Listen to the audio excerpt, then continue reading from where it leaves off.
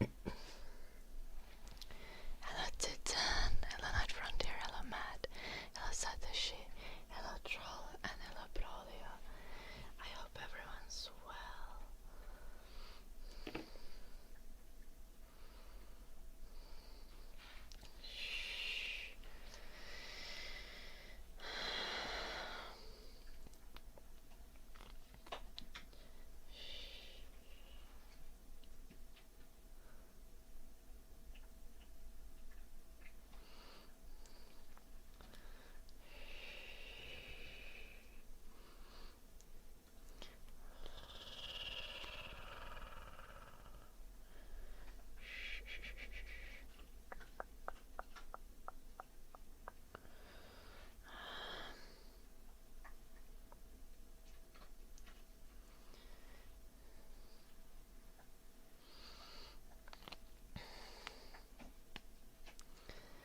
Hello Wolfer.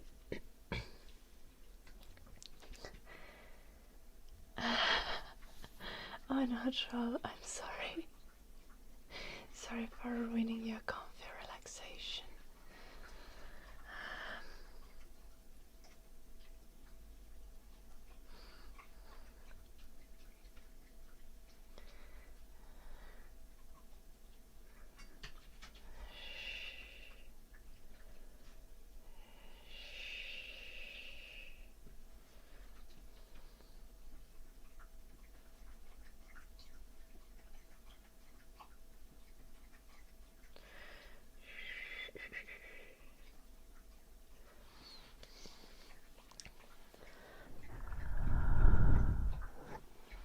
It is drinking.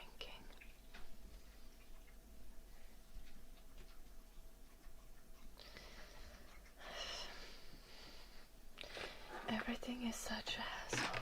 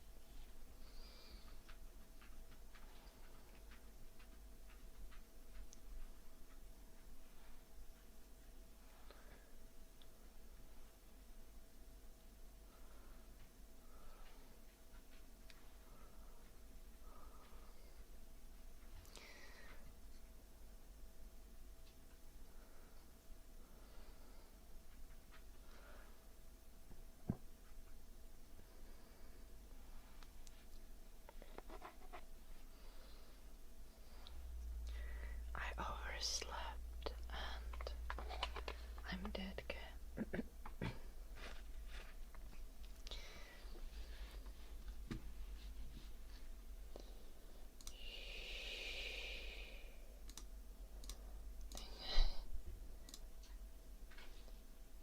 Hello Pallas.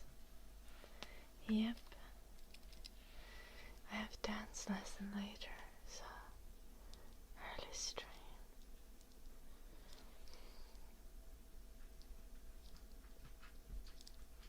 Ouch. The eyelash guillotine hit my eyelid and that was kind of pinch.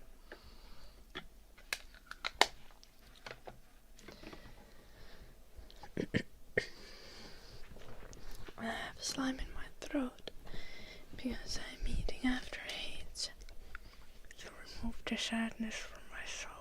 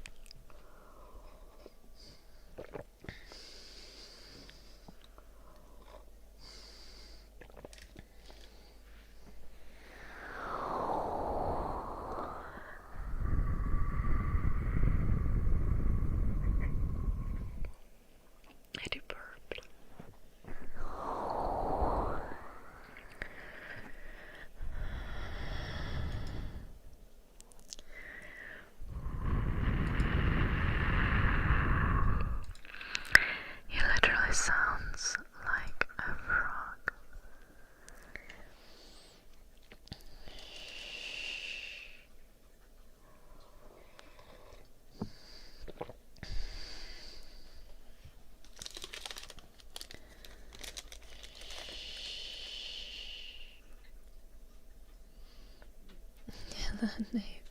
Yes, my power bill was a lot.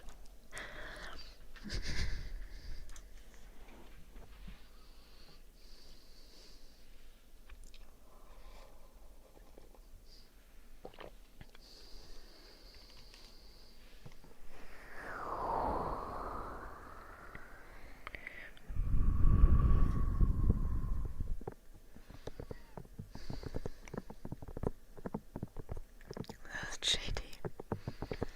Hello, JD. Nice to see you. I hope you're well.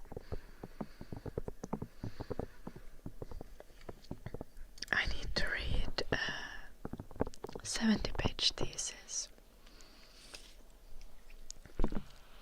for uni. I need to read someone else's thesis and like assess it. Do a task on it.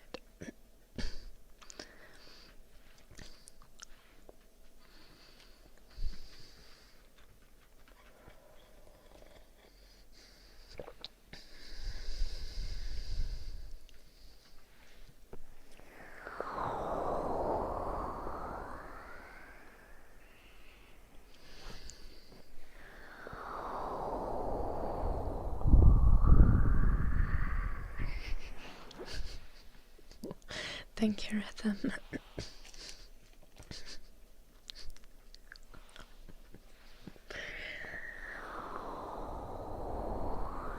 It's been so cold. That's why electricity is so expensive.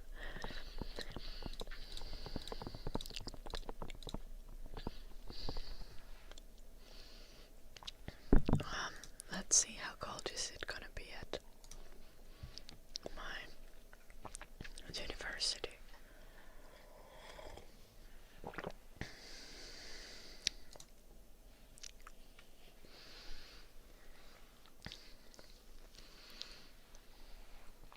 -14 at night, -16 at night.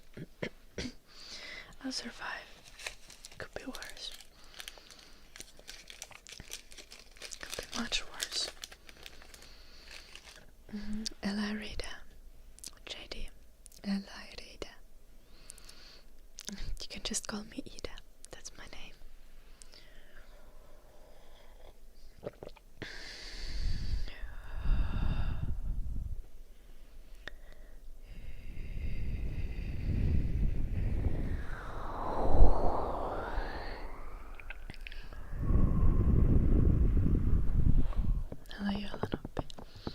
Very illegal.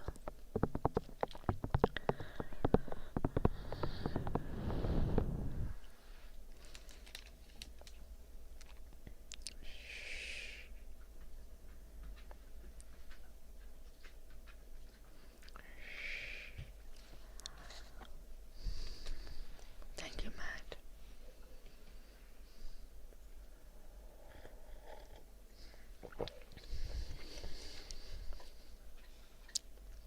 For $5 I can FSK.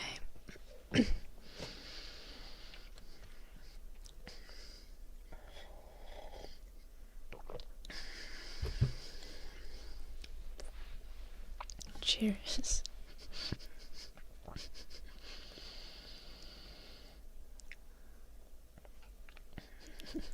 That is true, Rhythm.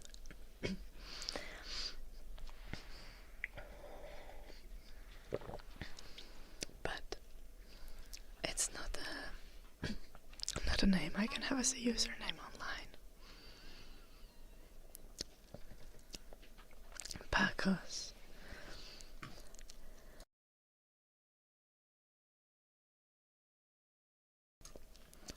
Pacos, thank you so much for the 19 months.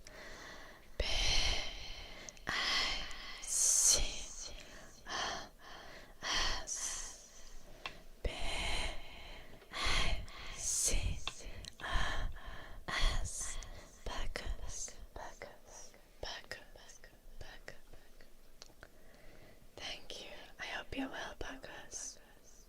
Good to see you. Good afternoon, Mr. Skull.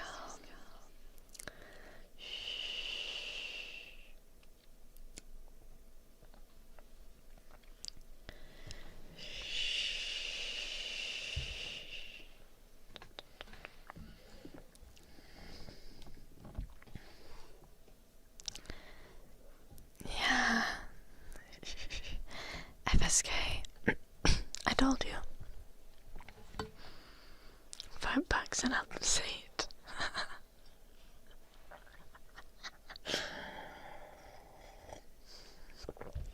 If you can't pay, then stop whining.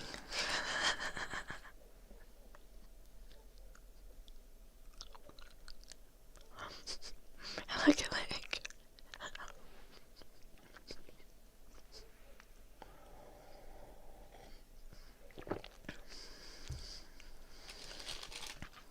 Think of bother someone else, FSK.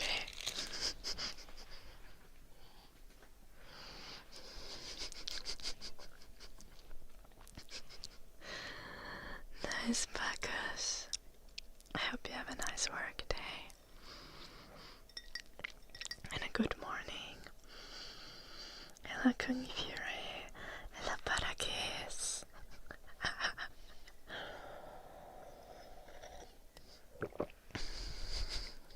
Thank you, Rhythm.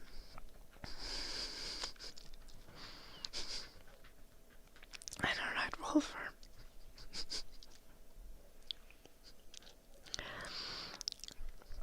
Hello, Bedad. Welcome.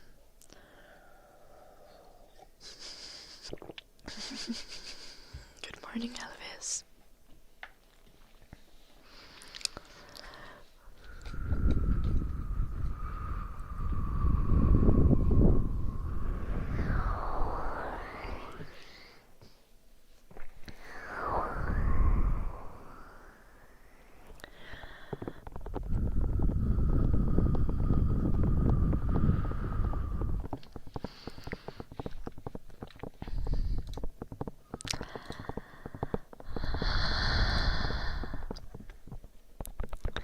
Is it gonna be colder here than in Kovala? I'm so confused.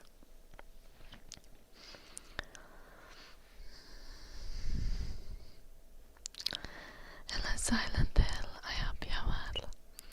I'm from Finland, Bedad.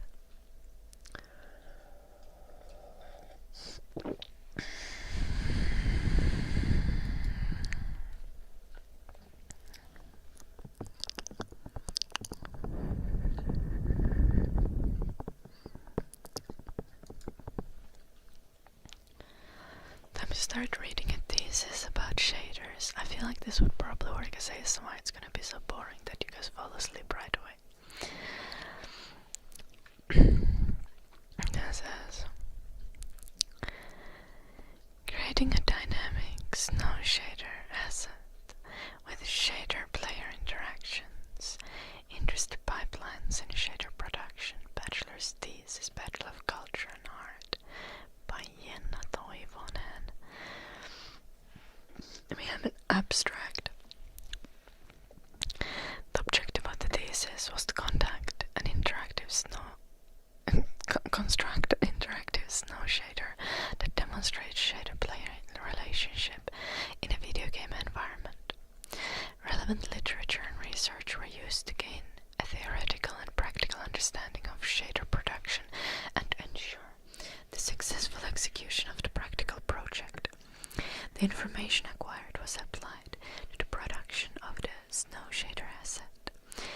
Two qualitative methods were utilized to ensure the shader asset's quality compared to industry standards, as well as existing snow systems and games. The author interviewed individuals who have experience with shaders to gain insight into shader production. The interviewees were asked about their opinions and personal experience regarding various shader-related topics. Additionally, comparative analysis was conducted to study the differences in visual aspects and gameplay impacts of snow in various published games. The author's snow shader was a part of the analysis to determine whether the shader system is sufficient when compared to other snow systems in games. Hello, Epsicode.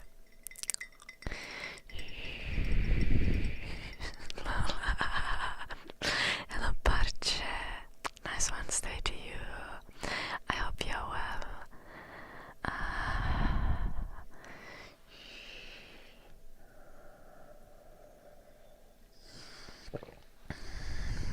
Sitä sellaista hipsutinta Viking, niinkö?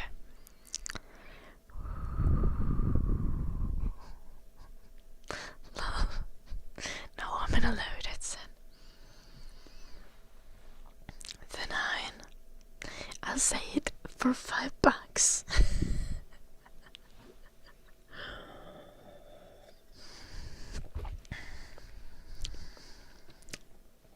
Super chat, and I'll do it.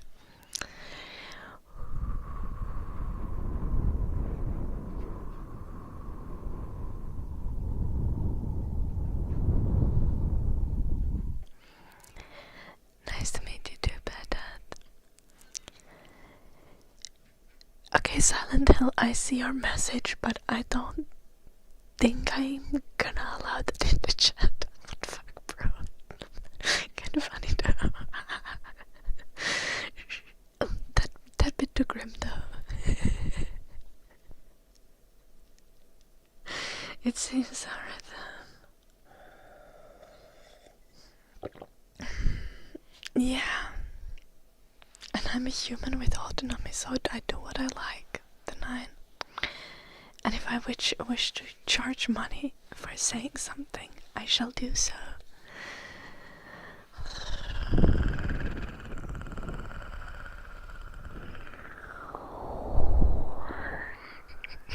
Innaretta Viking.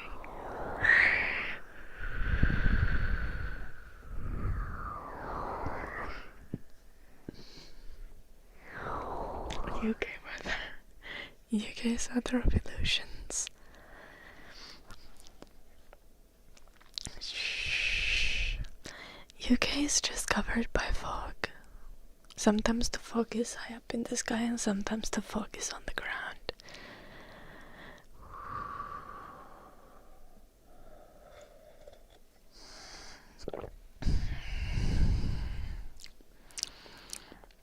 I'm getting money from your mom, the 9.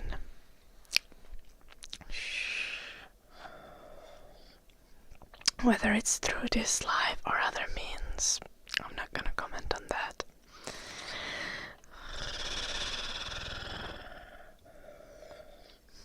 Let's continue. The shaders, we're still in the abstract.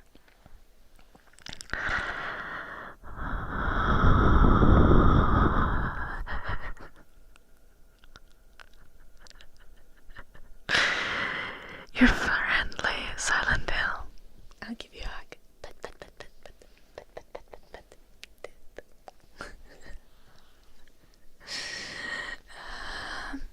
The study showed that shader production revolves around balancing limitations, requirements, and priorities. Therefore, no standardized industry pipelines regarding shaders exist at this moment. However, there are common practices to ensure a successful creation of a shader. It turned out that the author's snow shader compared well to other snow systems seen in published titles. As shader production requires well-defined priorities, it was safe to assume that in each project, the wanted features are chosen based on the desired gameplay feel, prioritized and platform or project related. The wanted feature is chosen based on the desired gameplay feel, priorities, and platform or project related limitations. Hello G123.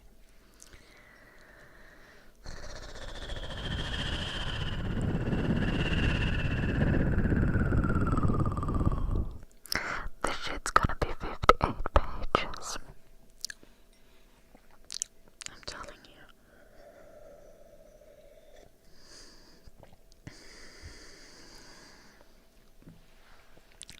Robert Ducky.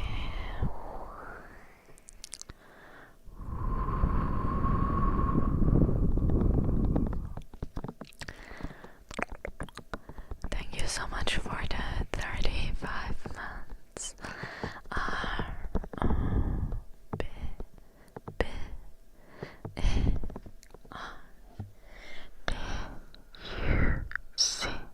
R-O-B-B-E-R-D-U-C-K-Y. Robert Ducky, Robert Ducky, Robert Ducky, Robert Ducky. Thank you, Rhythm.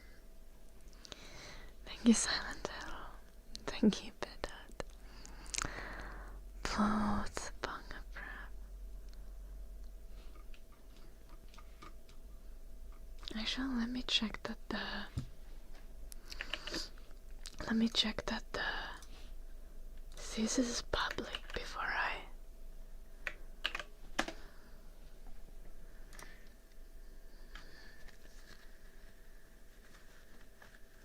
I start reading it. Yeah.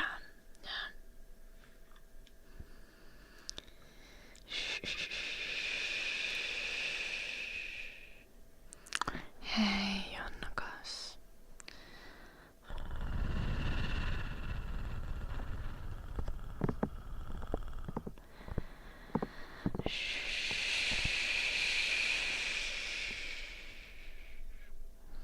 That's very encouraging, Saunakato.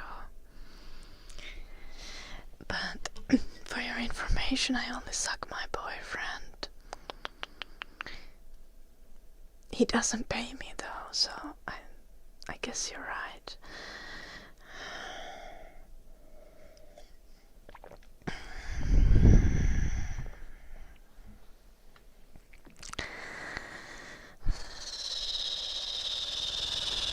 My mom is great, Fabin.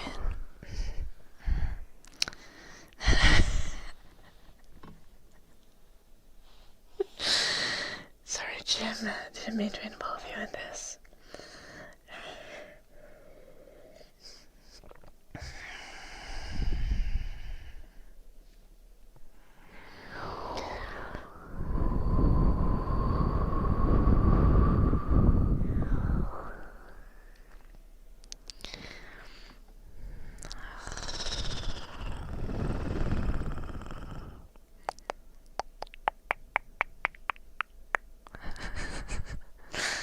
Valid point, Bonga Bravo. Wow, I almost forgot rhythm. Thank you for the reminder.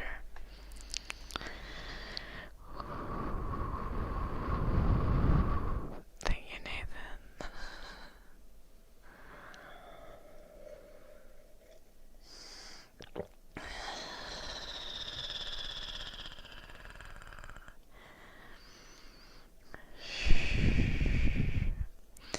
Yes, Silent Hill, I recently acquired one.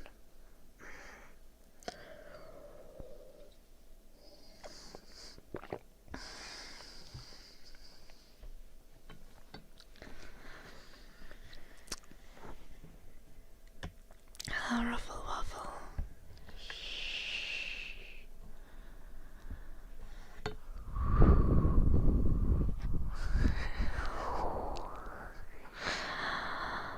Introduction.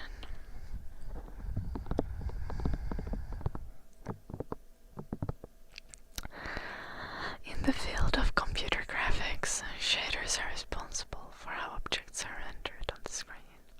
In video game development, shaders are one of the essential tools a developer can use to create immersive visuals. Shaders are not only a powerful piece of code that control how the lighting interacts with surfaces, but also a way to create interesting effects. They can direct an art style with precise control over how the game is rendered.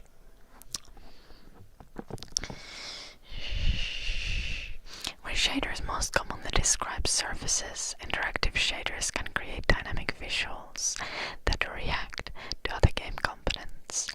A few examples are grass, sand, dirt, snow, or wind moving the leaves of a tree. Interactive shaders play a key part in achieving interesting and impactful visuals which are in direct contact with the player while providing a grounded and authentic experience in the game world. However, these shaders are not relevant for all games due to either design decisions or stylistic and platform-related requirements.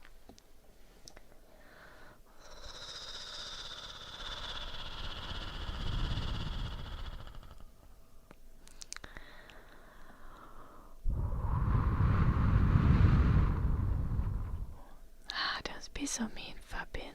It's kind of funny. Shh, not your meanness, but a rhythm's comment.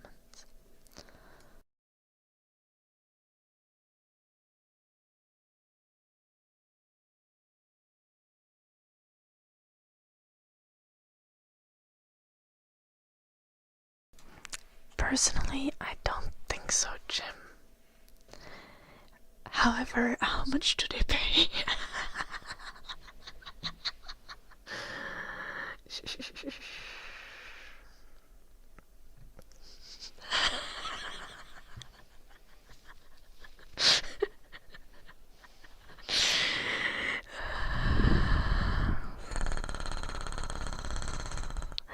Hello, Jinan.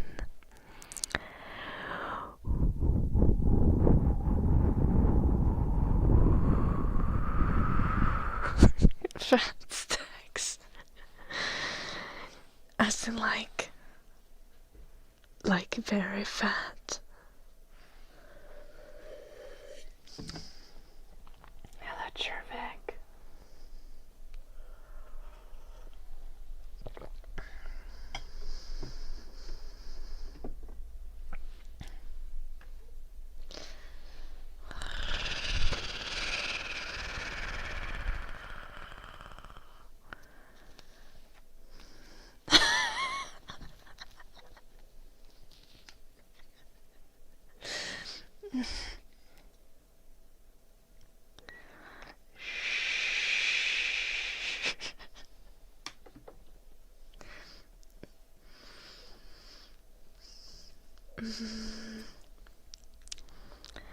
Well, in this case, applying is not going to hurt, is it?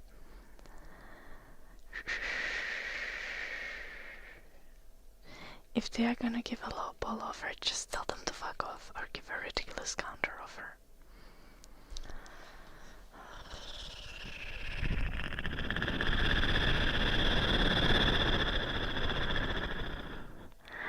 Carney, thank you so much for the 16 months.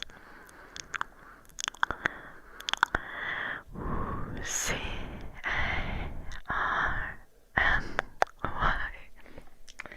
C-A-R-N-Y Carney, Carney, Carney, Carney.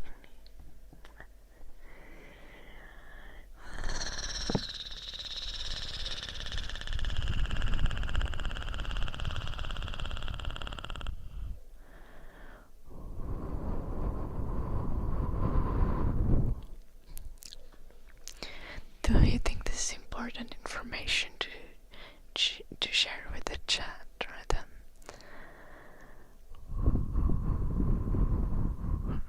Silent.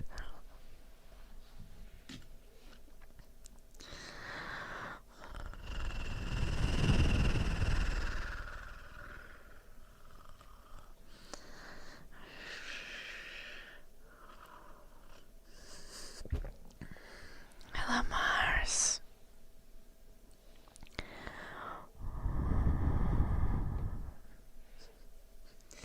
What do you need? Which message do you need me to delete, Jim?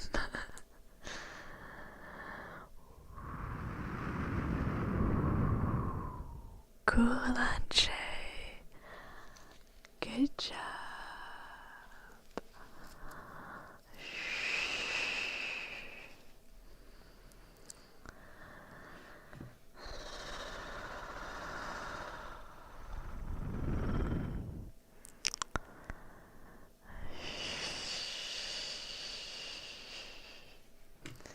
Okay.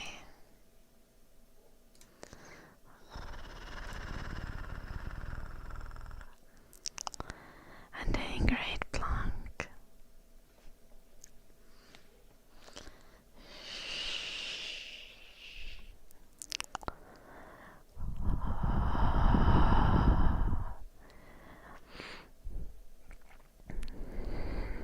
Yo, Fabian Rhythm. Stop fighting. We're here to chill and to read a boring thesis about shaders. Let's continue. This thesis aims to study the interactions between shaders and players in context of video game world and define how these relationships are produced utilizing an industry-relevant development pipeline. The thesis features background research on the theoretical side of shader production as well as learning the practicalities of developing shaders in a game engine. The study features qualitative research conducted in parallel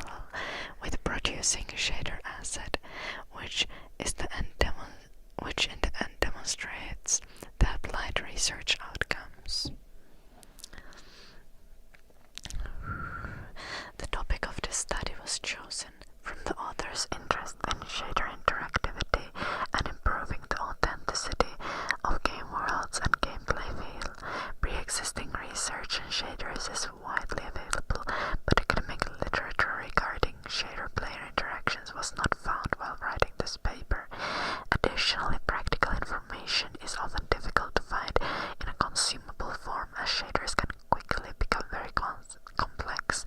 Therefore, it became relevant to study how shader play interactions are constructed and define the standard processes of shader production in a more practical manner.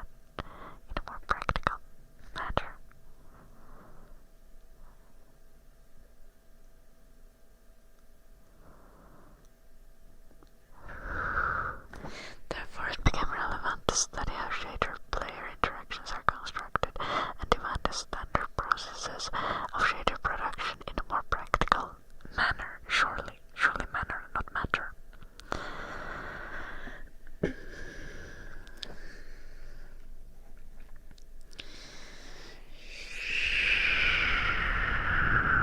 I should do this like dark magic. Will there be a test at the end? I need to write a little like review of thesis and say how I analyze the thesis a little, like from an academic perspective. The paper aims to provide the reader with a comprehensive overview of the basics of shader creation. This study can work as a valuable tool in understanding the basic principles of shaders, as well as common practices in shader production. You've been single since you were born. Wow, Silent Hill, that's an impressive streak. Are you planning to break it anytime soon? Or are you like trying to go for a lifelong streak? Hello, Nodisa.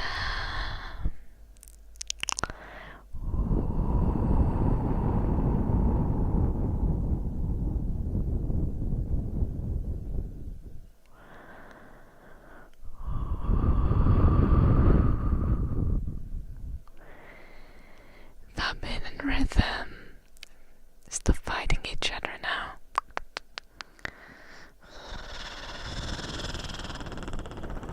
Hello, Phoenix. Hello, Tachuta.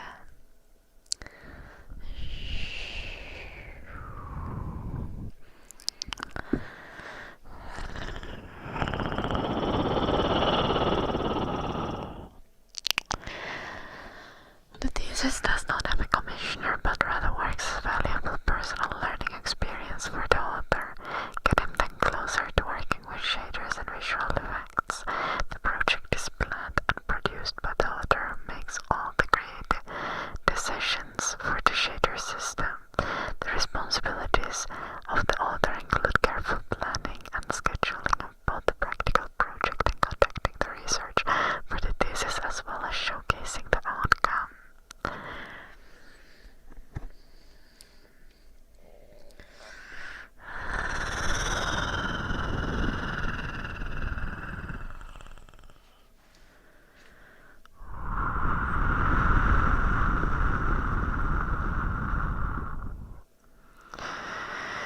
Phoenix, if you ask me to say UFO, I'm gonna be so fucking disappointed. Now go ahead, what favor are you looking for?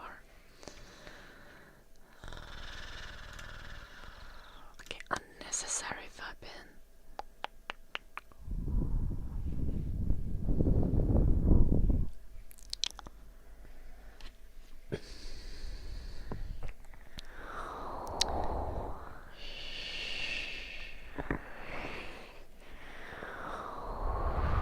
Do you make good content, Phoenix? What kind of content do you make? Thank you, Mate.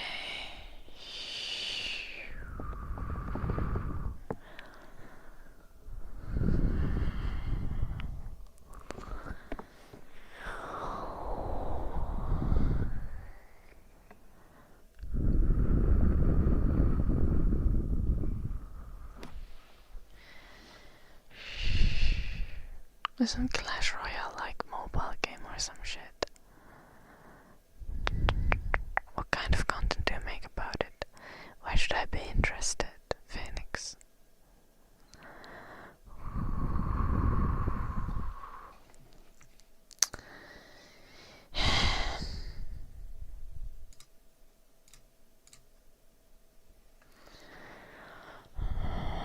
G'day, yo, Fabian.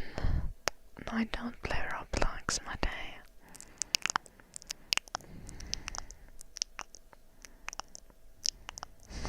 Roblox.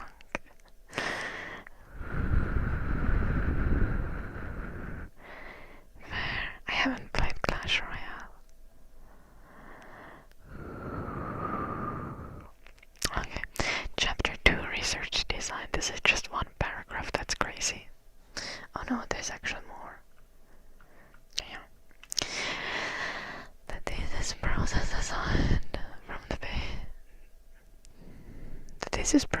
process aside from the paper includes producing a practical project in the form of a snow shader which demonstrates an established shader-player relationship.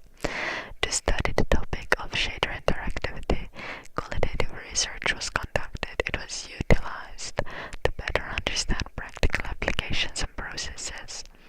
The results of the conducted research are applied to the practical project, therefore ensuring the final shader asset matches the qualitative requirements of the game industry.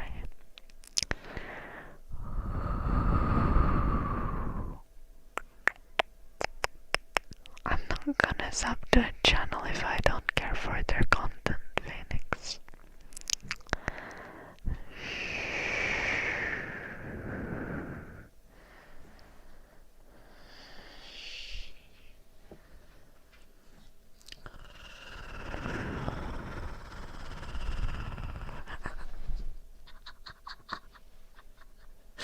What the fuck, Jim?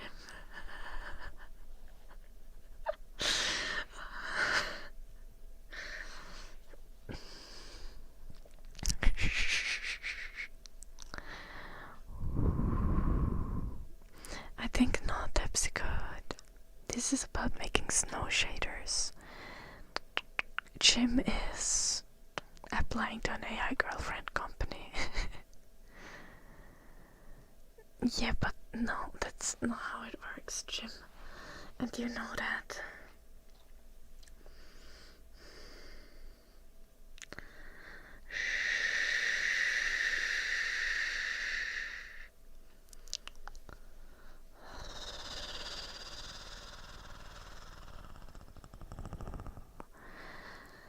Yeah, but you're in Twitch chat, Jim. Please be responsible.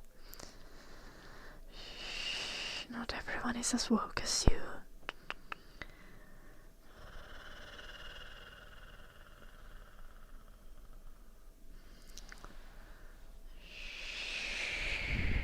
I wish you luck, Phoenix.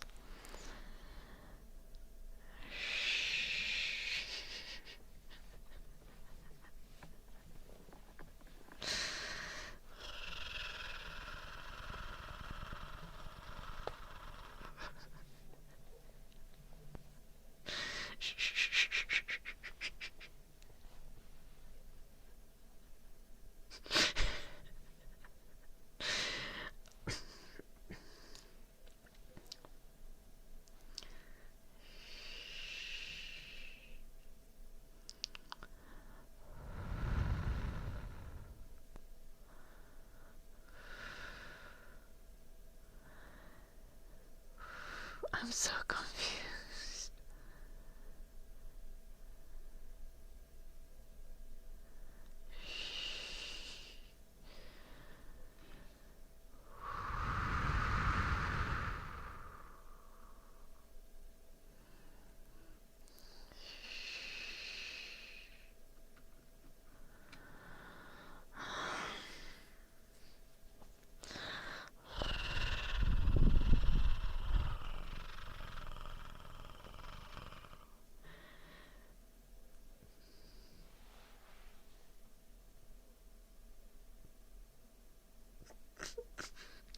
I don't want you with boobs.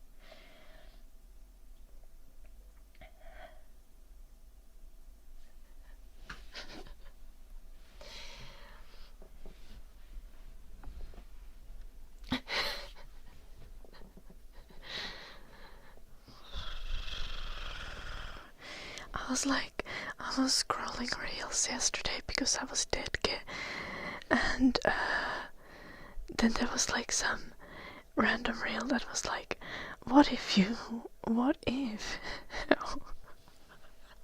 there was a reel where someone asked someone in like a street interview, was like, what would you do if you were woke up as a different gender? And the guy was like, I would let all my homies hit.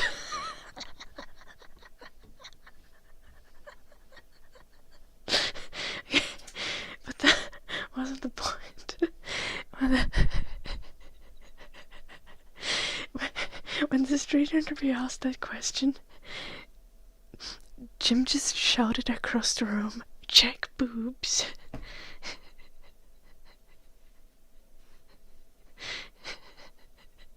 And I was like, bro, what the fuck? And Jim goes, I don't think it would be cheating if they were my boobs.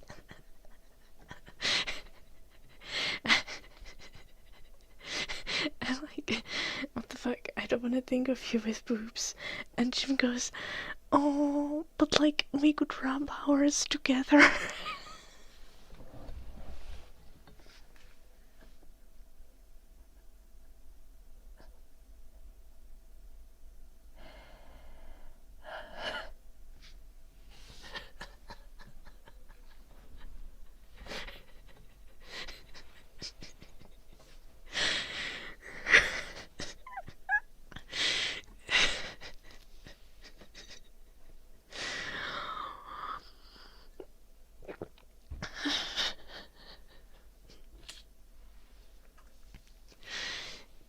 Jag är already entered.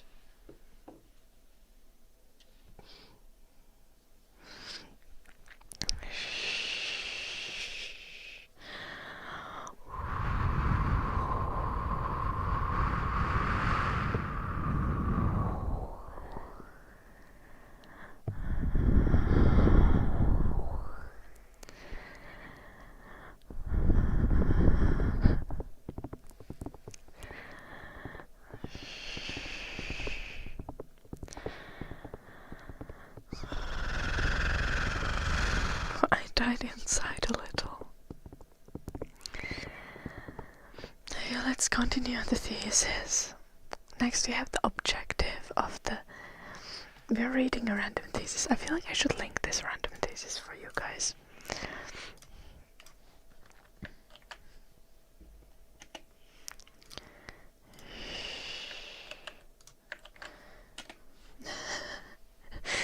You can check out the random thesis that I'm reading if you want to.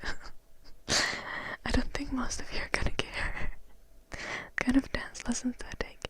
Heels and street dance. Heels on Wednesdays and street dance on Fridays.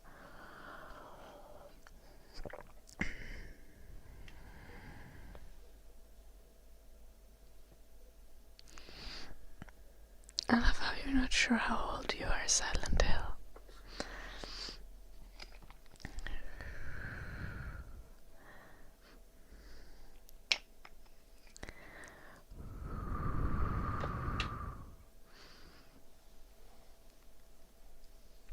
It's a thesis.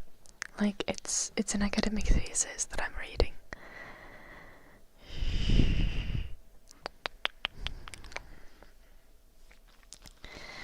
Objective. The outcome of completing this thesis is a functional and visually appealing dynamic snow shader made inside the Godot game engine. The shader should demonstrate an understanding of the interactive shader workflows and the usage of appropriate techniques relevant to the current industry pipelines. The final shader asset displaced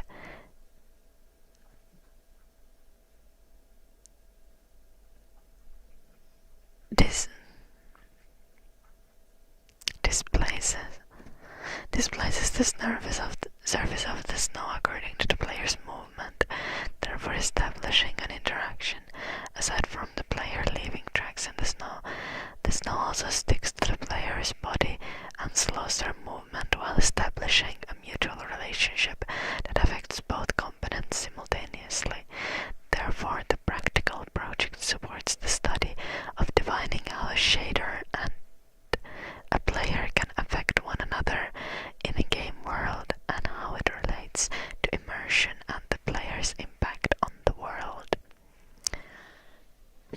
That sounds complicated. No wonder it's like 70 pages.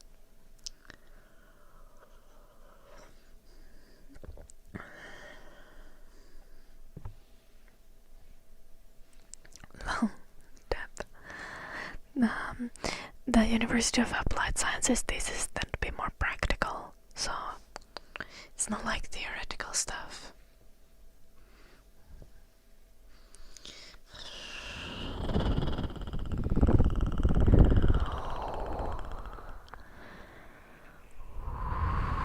The motive behind the shaders is I don't fucking know. I have never thought about shaders in my life, but I need to read this thesis for a uni assignment, and I'm making you guys suffer with me.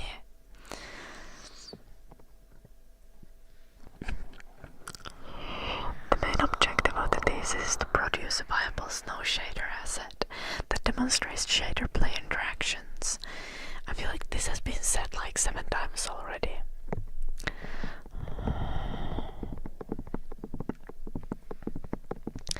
While working on the practical implementation of this thesis, the author aims to acquire information on production methods and shader theory. This aids in successfully constructing a functional and visually appealing shader. Through research and working on the shader asset, the author aims to answer the question: how are dynamic shader-player interactions created in a game production environment? Additionally, the author studies industry-relevant pipelines and practices in making game-ready shaders. Therefore, some sub-questions were formed, which the author also aims to address. The said questions are: what are the industry standard practices for the production of shaders, and what actions must the developer take to achieve professional and visually appealing results? This material is free online. A lot of these theses you can read.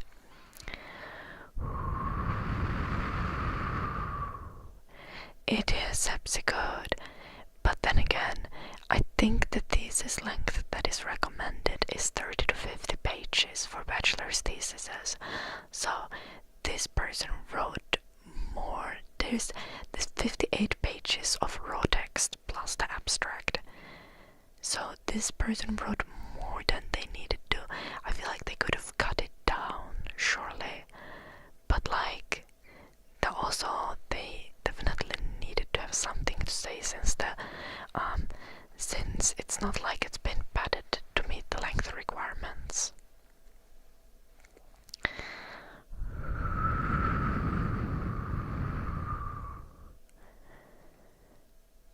Goddamn long.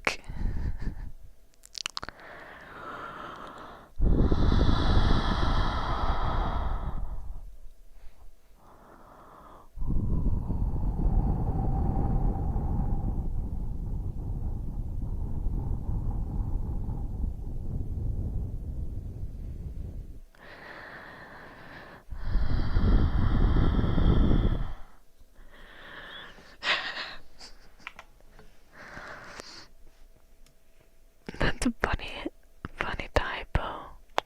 Montgomery. Shh. Also, like, try saying hello first. Let's be polite, okay?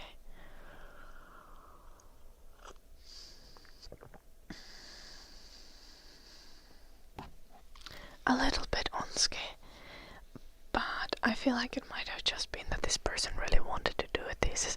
Like, the thing is, when you start writing a thesis, even if you're not like you end up writing more than you often end up writing more than you should on accident. It's kind of crazy.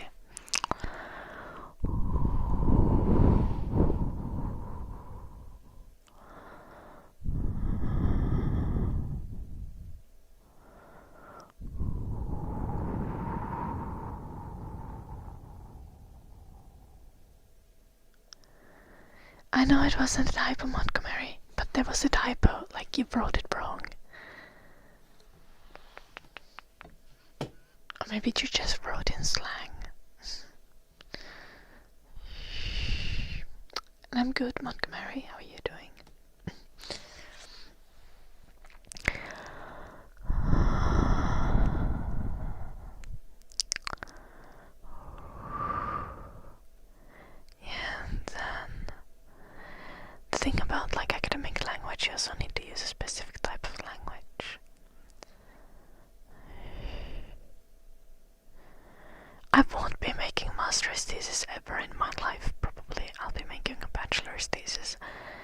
in about 1 year.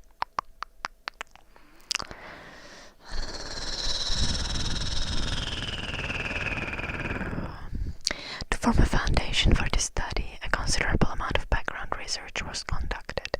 The information acquisition is divided into 2 sections, seeking theoretical knowledge and learning practical applications. The acquisition of theoretical information consists of reading relevant literature and studying technical aspects of shaders, such as shader rendering pipelines and different shader types. The acquisition of practical knowledge consists of learning from online courses and YouTube tutorial series. This helps to build the required skill set for the successful execution of the practical project. Additionally, smaller individual shader practices were included to support the learning process, as the Godot game engine and constructing shaders with shader languages are not previously familiar to the author. God damn it.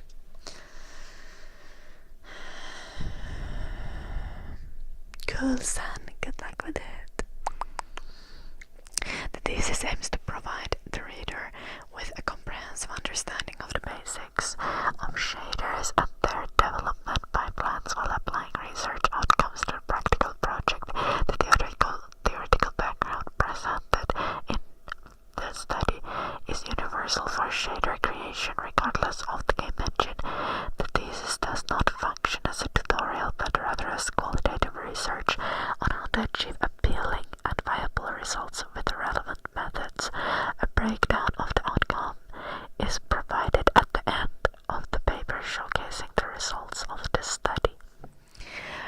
Research methods is our next chapter.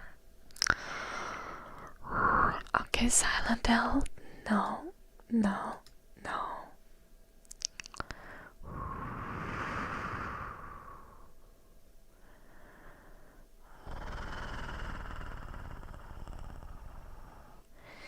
Silent Hill, you're like 15.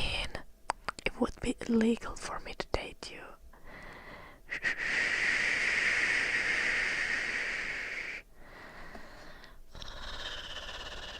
Also, I have a partner.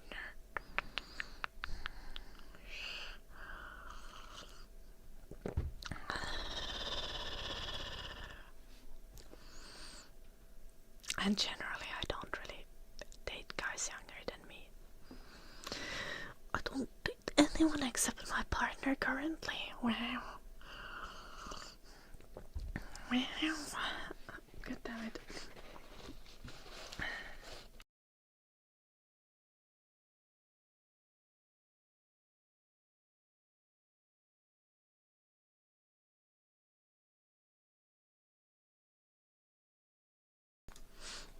No, Unski, it's not for ammattikorkeakoulututkinnot.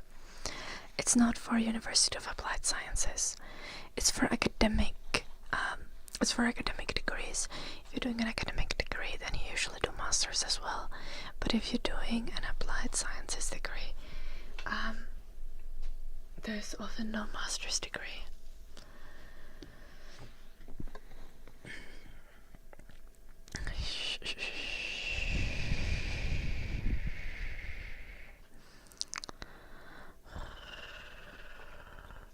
Like, my degree doesn't currently have a master's degree to continue to.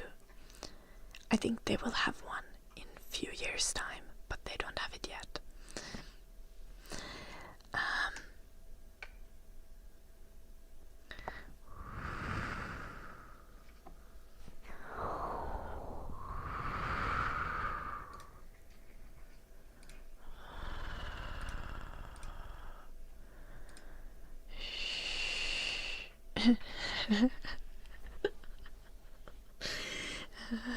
Danish, thank you so much for the 5 months. B-A-M-I-S-H-E-D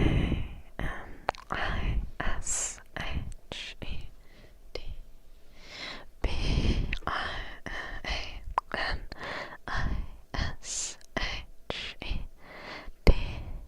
Banished. Pew, pew.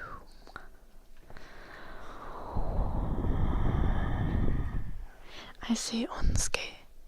Honestly, that could have been fun.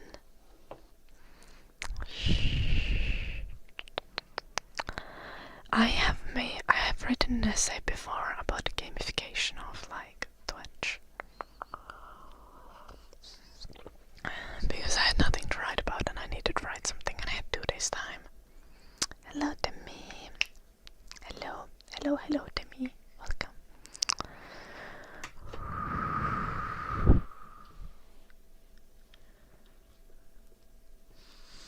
We still learn Unity Epsicode, but we learn, like, we for example learn a bunch of different game engines.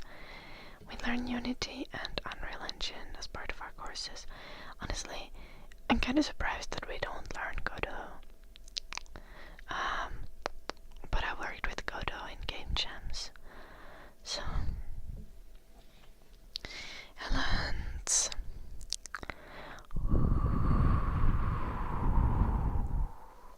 Also, weirdly enough, we needed to make a game in Construct as well, which is like,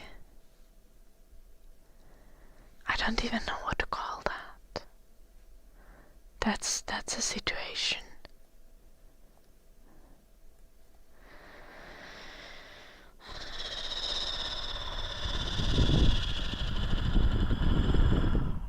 Crazy rhythm.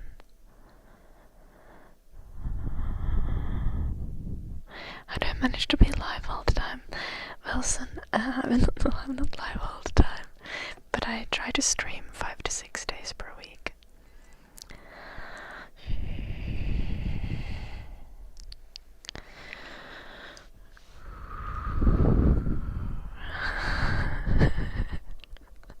Montgomery saying that partner don't mean shit and saying that I'm not married.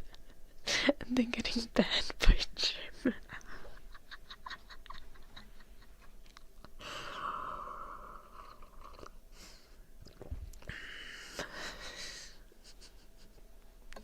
On YouTube. It's the funniest shit. Let's get to the research methods. Also look at the Eddies and the cute. A little cute doggo. As for research methods, as for the research section of this thesis, 2 research methods were chosen to conduct planned research. These methods were interviews and comparative analysis. The study heavily focused on producing a shader with good quality, examining the visual appeal and fluency in production methods, as well as optimization.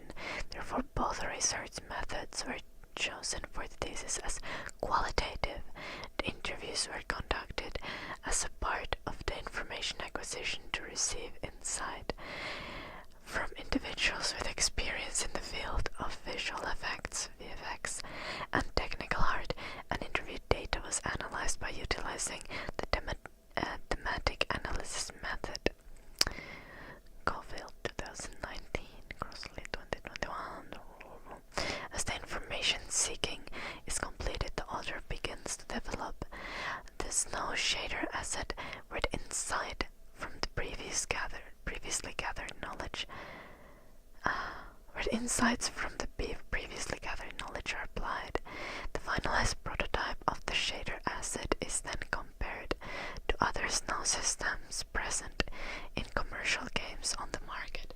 The criteria on which the author compares their snow shader asset to other snow systems is formed based on the interviewed data and collected information. By conducting the comparative analysis, the author can evaluate how the quality and functionalities of their shader assets differ from shader systems seen in other video games.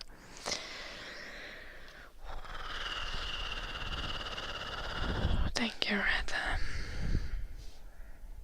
And Amaya sends that.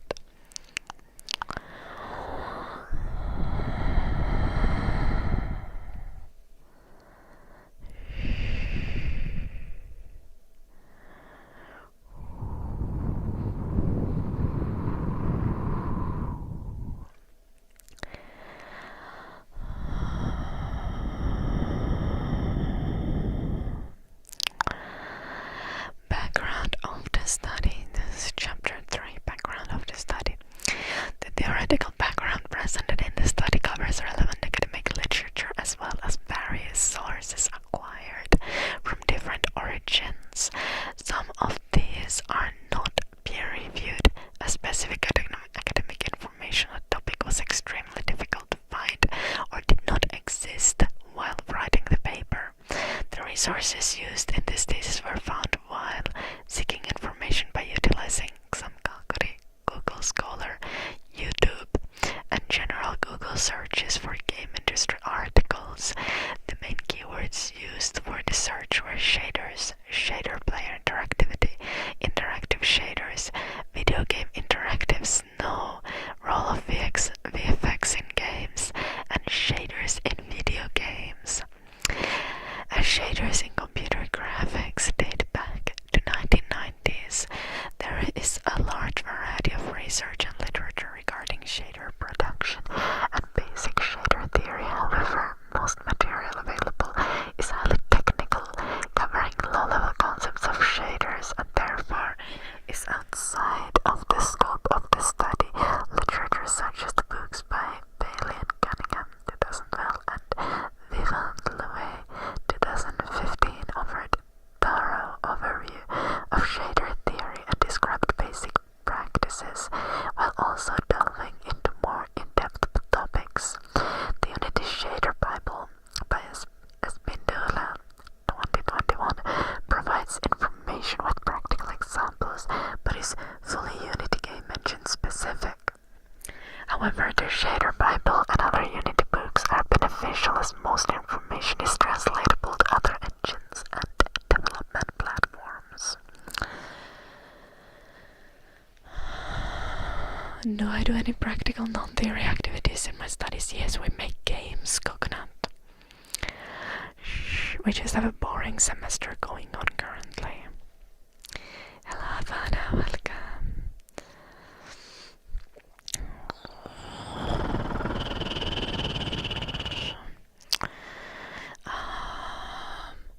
We have a very research heavy semester currently.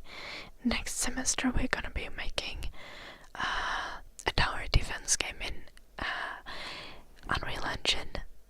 Last year, so last 2 semesters, we made a first-person puzzle game in Unity and had courses relating to that, such as like game production, 3D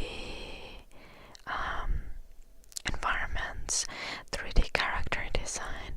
We had a concept art course. We had a game development platforms course.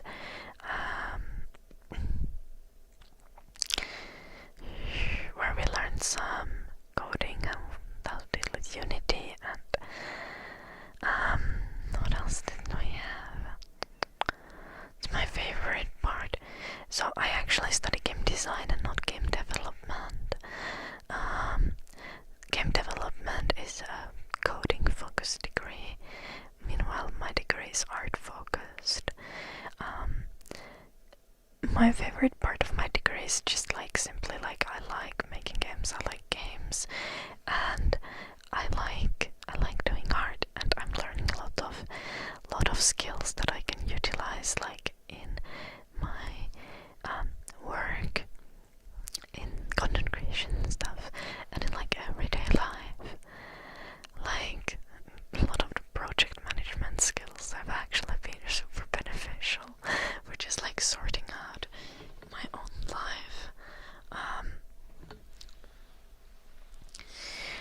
But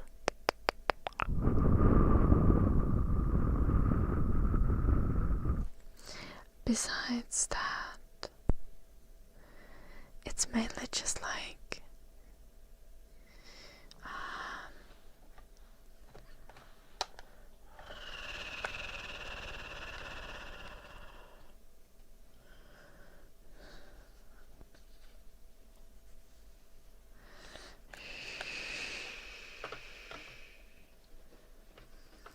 I like my studies. They're like generally chill. This semester is gonna be pain though. We have lots of theoretical courses. We have art and design history, we have game analysis, where we have to make a podcast, which is fucking funny. Not gamifying life, more just like using Notion for to-do lists.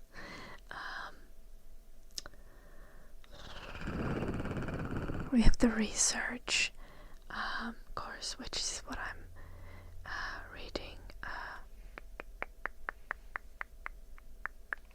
reading this thesis for.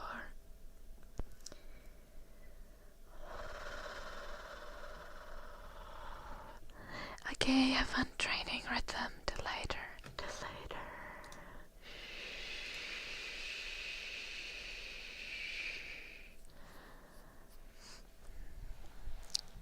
When should I prefer Mikkeli or Kotka? I've never been to either Mikkeli or Kotka.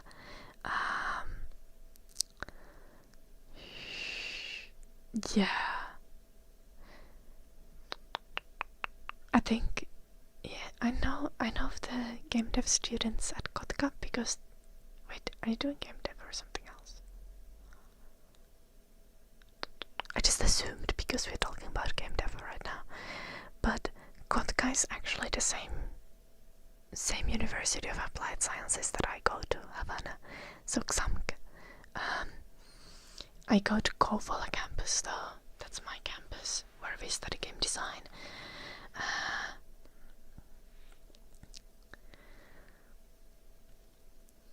But Kotka is kinda on the shore, like next to the sea. It's kinda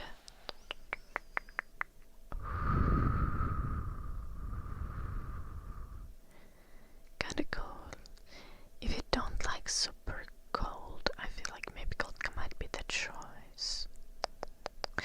Then again, I have no fucking idea where Mikkeli even is. I genuinely do not know where Mikkeli is.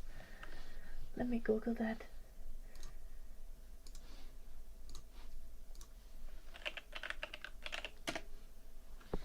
Mikkeli is above Kouvola.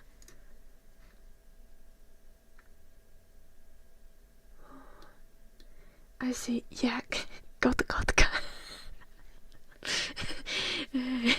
Go to Kotka, man.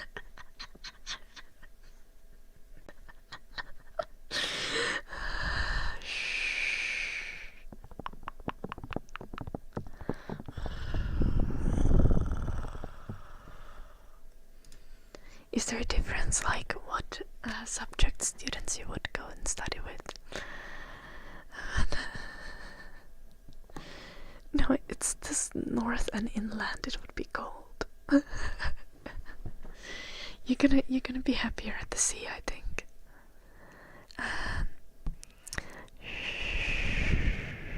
Might be windy in Kotka though.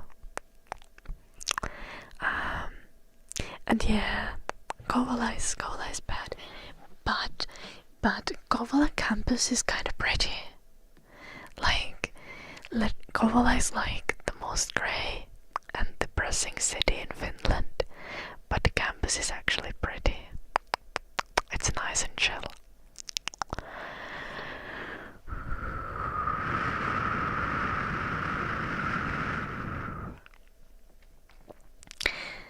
The campus is made of bricks at least, and not of cement. Then. Also, we have a really nice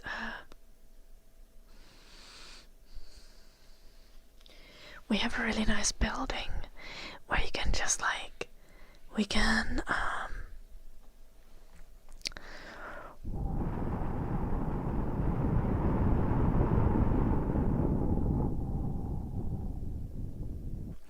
don't know how to explain that. We have a really nice building. The game design students basically have their own building where we can just chill. Kotka's a bit closer to the civilized part of the country.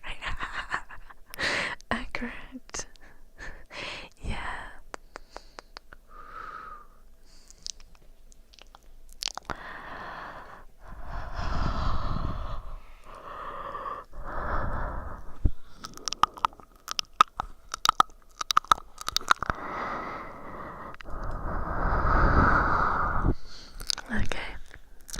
A large amount of specific information was found from a variety of sources, including web pages, web articles, blogs, YouTube videos, and wiki pages, as the backgrounds of the people behind these sources are partially unknown.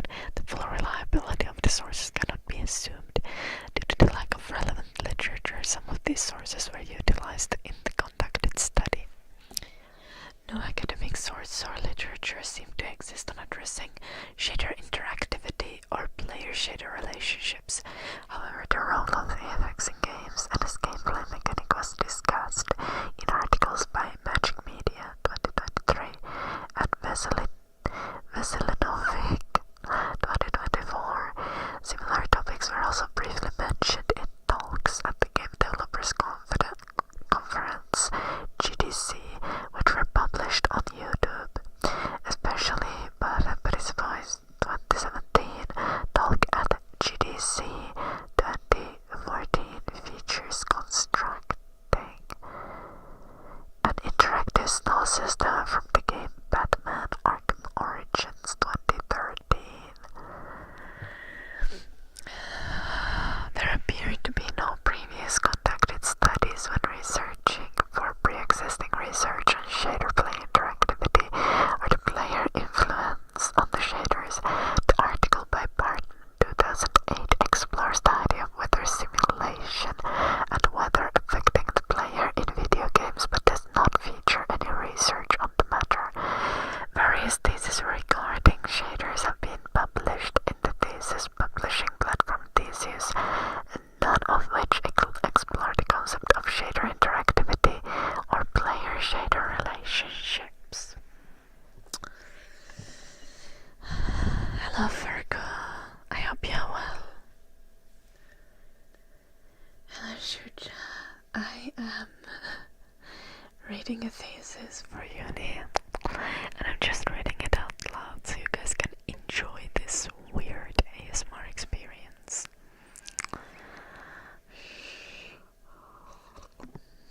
I'm reading a thesis, Virgo.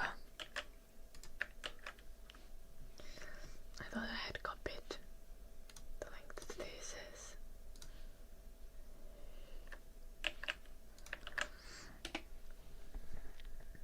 I need to do this for school, and I'm just reading it out loud instead of just reading through it. Surely this means that more of the information is gonna go to my brain.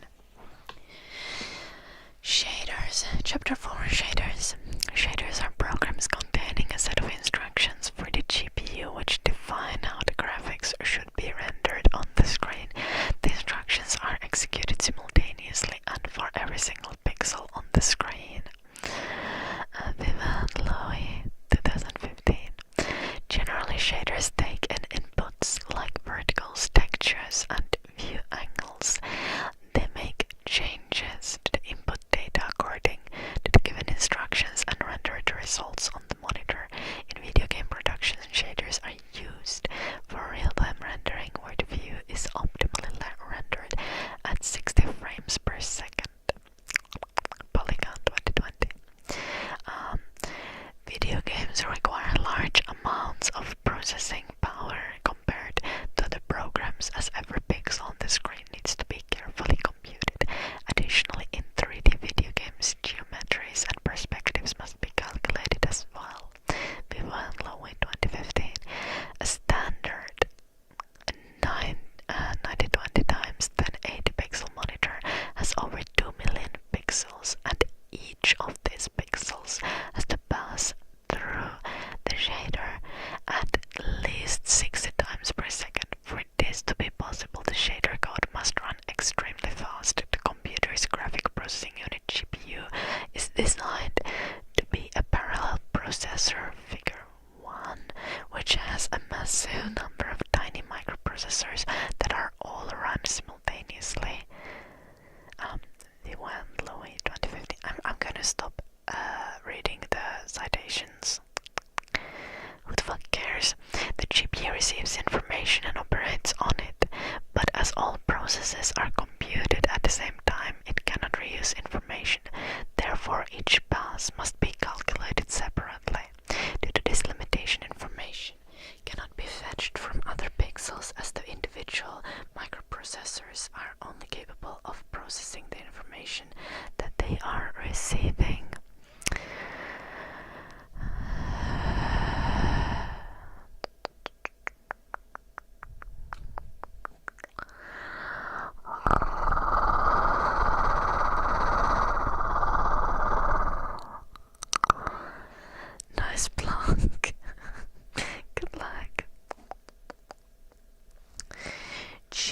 GPUs support various applications programming.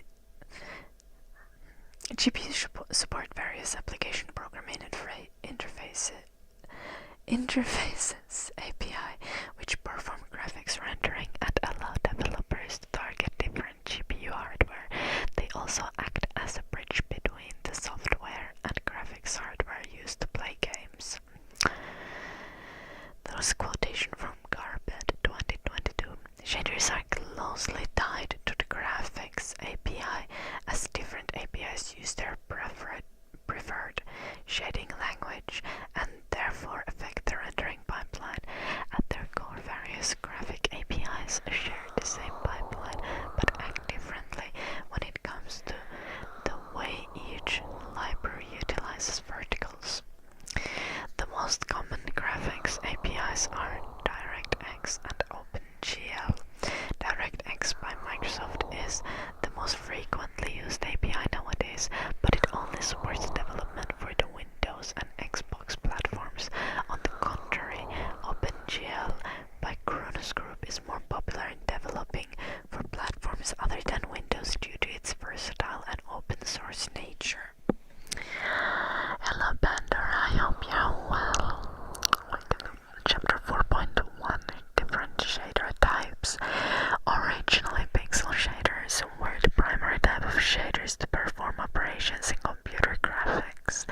As shaders are now treated as a more general term, they can be categorized into different types based on how they altered input before the final render. The common user-defined shaders in graphics pipelines are vertex shaders, desolation shaders, geometry shaders, and fragment shaders. Outside of the graphics pipeline is the compute shader, which is structurally very different compared to the other shader types as it does not have visual output. Good night, Buddha, sleep well. Yes, and I have a dance class later.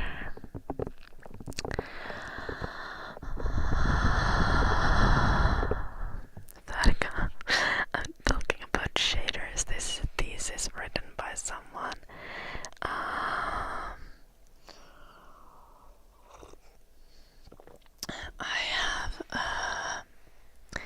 have a class. I have a research class, and we need to do a task that's a review of the thesis, and I'll need to give a review of this thesis as part of the course. The vertex shader is a mandatory part of the rendering pipeline.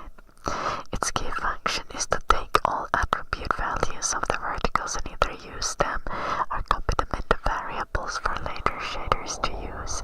The vertex shader can be thought of as a loop where all operations defined in the shader are applied to every vertex in the mesh. In other words, the vertex shader receives each one of the verticals and outputs modified to one, but vertex shaders can transform and modify geometry. They cannot add new verticals to the mesh. They are often used for animating water or leaves swaying in the wind. In case custom vertex shader is not required, the shader can be left untouched, so the rendering pipeline uses the standard vertex shader to render.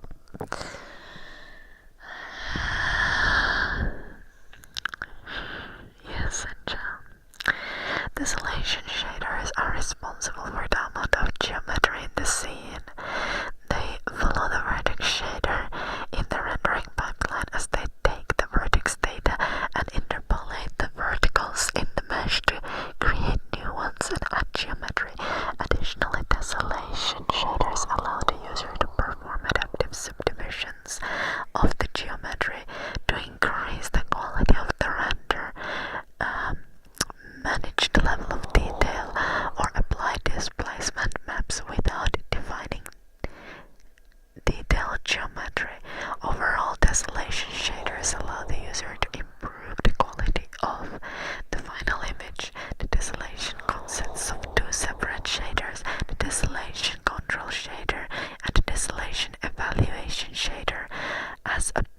as it is optional in the rendering pipeline.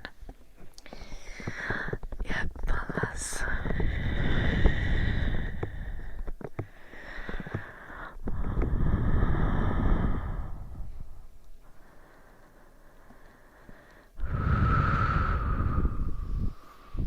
The author doesn't necessarily have a claim, Virgo. The author has a research question, and the research question was stated earlier. But basically, they are trying to, the part of the thesis, this is a University of Applied Sciences thesis, so this is like an application related thesis, and they are, the writer, the author, is writing this thesis about the process of creating player interactable shaders, in this case footsteps in the snow as you walk through snow, and this is going to be interactable in a way that not only the snow is impacted by the player, but the player is impacted by the snow as the snow like clings to the player and impacts the gameplay experience by making the player slow.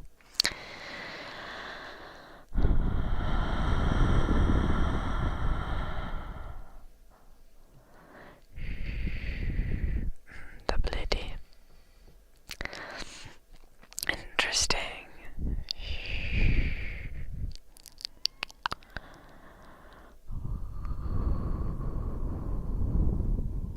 Thinking about it. Let us the geometry shader can effectively modify the geometry of a mesh as its operations can change or expand original geometry by forming new vertical flat vertex groups as shown in figure 4. This feature makes the only other shader type aside from the desolation shader which can add new verticals to the original polygon mesh, unlike the vertex shader which takes in a single vertex.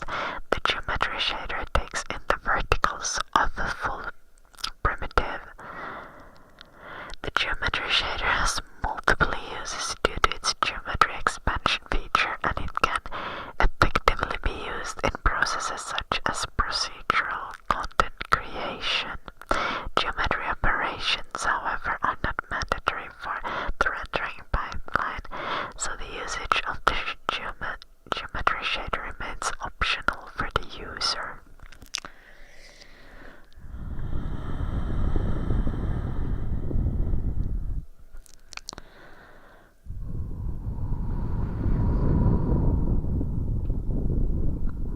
The following sports, not really known. I have no idea, Milan. Collapse code.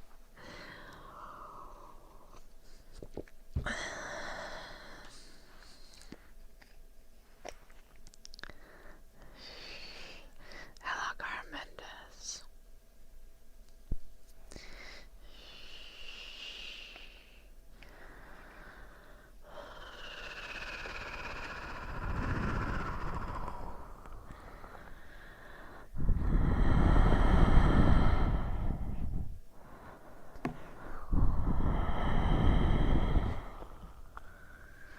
Fragment and pixel shaders define the final color of the RGBA value of each pixel that is rendered on the screen.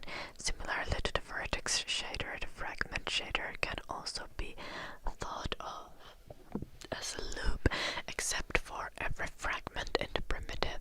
RGBA, by the way, stands for red, green, blue, alpha value. RGBA value.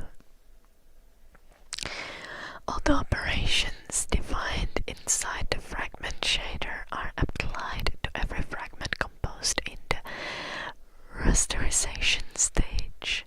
Fragment shaders are very versatile as aside from outputting a color value, they also sample textures, make lighting calculations, add normal details according to normal maps, and do physically based rendering. This makes the fragment shader one of the most customizable shader types, as fragment shaders are user-defined and fully optional to the pipeline. They can also be left unused. In this scenario, they output an undefined color for the rendered mesh.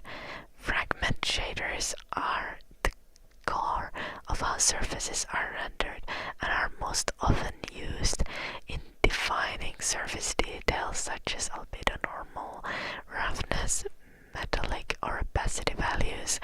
They can also be used for creating visual effects such as distortions, disintegrations, or holograms. Fragment shaders allow the user extensive control over how each of the pixels is rendered, as an example in figure 5.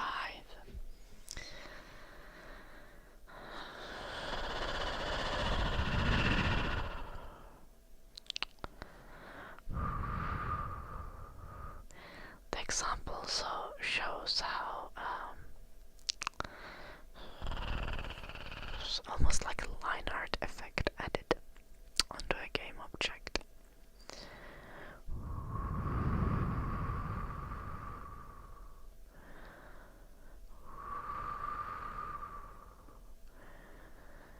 I don't know, Wilson.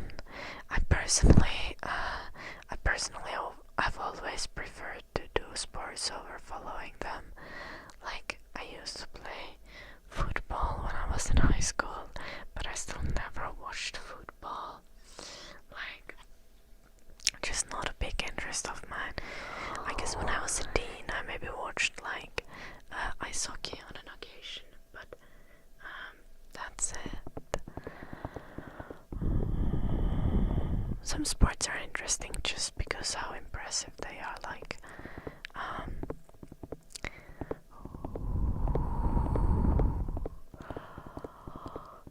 gymnastics.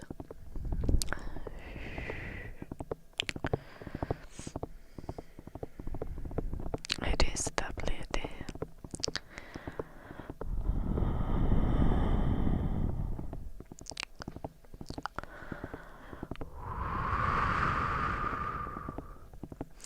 Compute shaders are shader programs that run on the GPU outside of regular graphics rendering pipeline.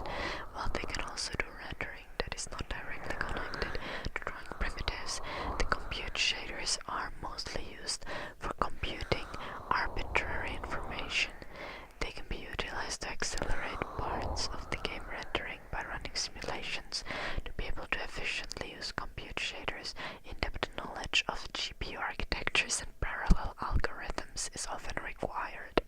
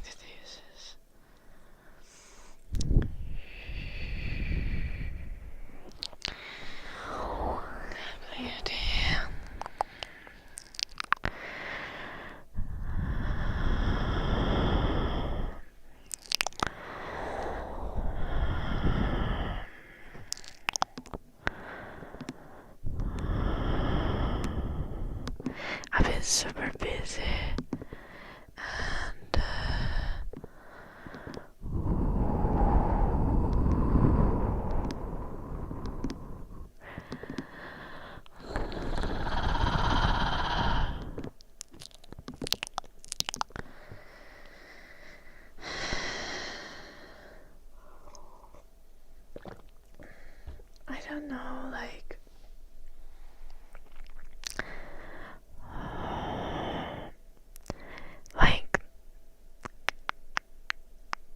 things are good, but I'm also stressed.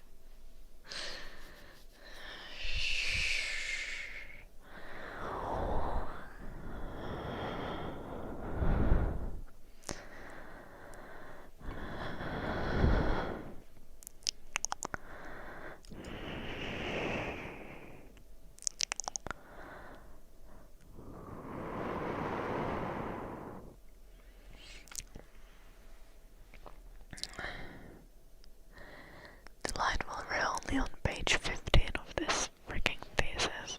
We have like 10 pages done and like 48 left. Rendering pipeline.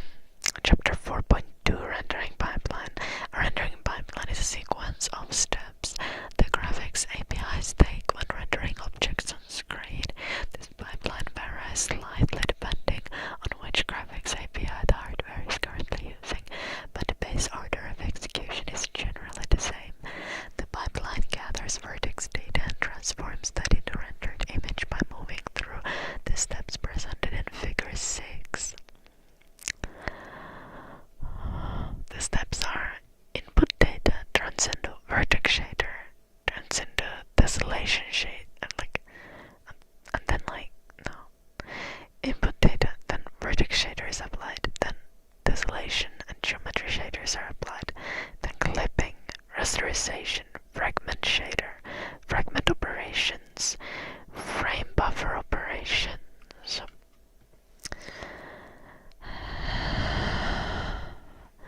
The rendering pipeline presented here is a simplification, as they are often very complex and thereby not in the scope of this thesis.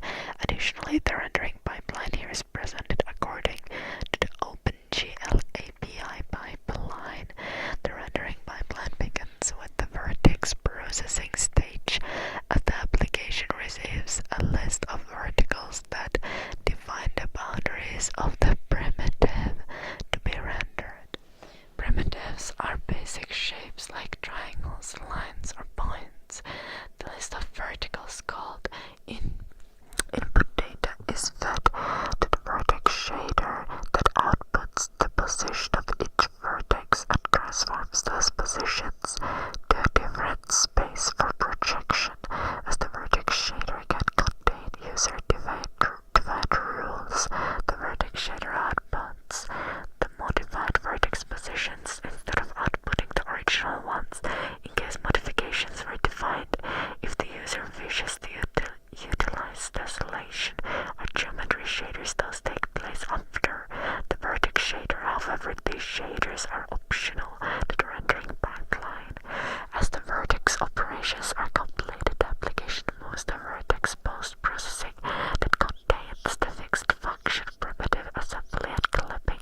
The primitive assembly takes the output data from prior stages of the pipeline and composes it into a sequence of primitives.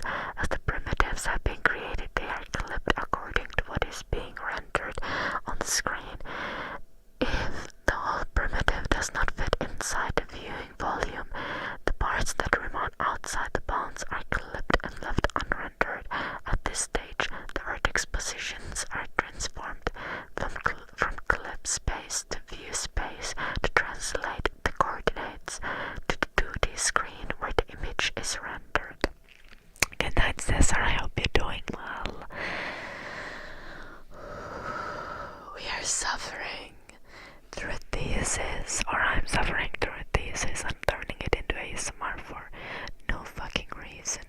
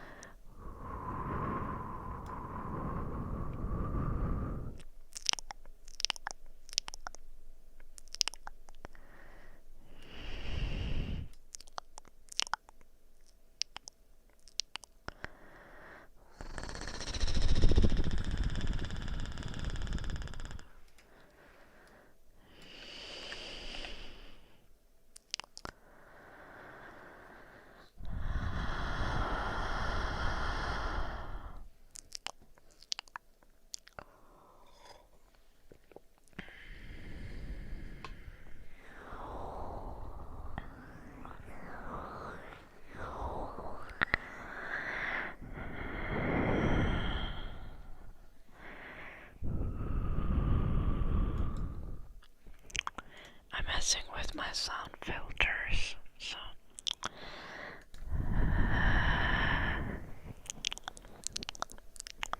okay, I think it's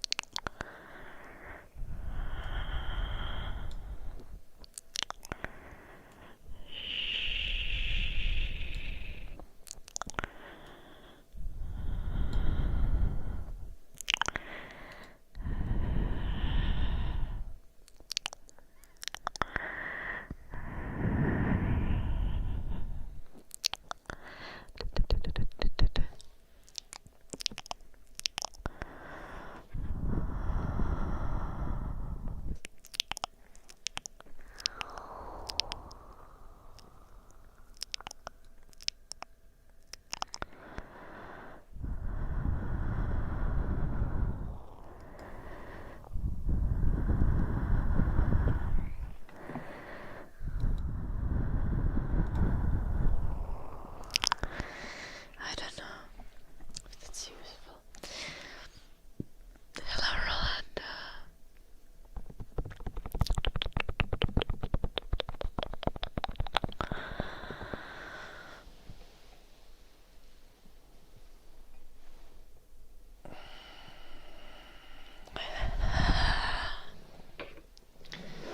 Let's continue reading this thesis. Enjoy all this unnecessary shader information. Now the application has received a rich exposition of the primitives to be rendered, and the parts left outside of the frame have been clipped away. However, at this point, the data is purely numerical and does not result in a rendered image. To transform the primitive into a rendered image, the fixed function rasterization stage takes the primitive with its attributes and converts it into a sequence of fragments as shown in figure 7. Fragment is a set of states that includes relevant data that is later used to compute the final data for a pixel. A variety of operations happen at the rasterization stage, but the user has close to no control over the process.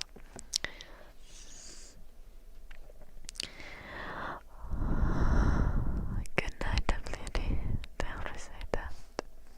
Once the application has the fragment data, the fragments are processed and the color of the image can be set in the fragment shader. The fragment shader outputs a list of colors for each fragment while including the depth values that are used for depth calculations in the scene. As fragment shaders are optional for the pipeline, the image can be rendered without a fragment shader, resulting in the colors left undefined. Hello, Weatherman. The final stage of the rendering pipeline is sample operations, which consists of multiple tests and fixed function operations. Depth testing is one of the multiple tests that happens during this time. Depth testing checks if the pixel to be rendered is in front or behind other pixels in the same position, guaranteeing that the closest pixel to the position of the camera is always drawn on top. After completing all the necessary tests, the pixels rendered are blended with the already existing pixel in that location in the color blending operation. The color blending has the most noticeable effect with transparency, as the objects rendered further away from the camera position can be seen through the translucent object. Finally, the fragment data can be written to the frame buffer and is ready to be rendered on the screen. Any user-defined masking operations will take place just before writing to the frame buffer, preventing certain values from being written.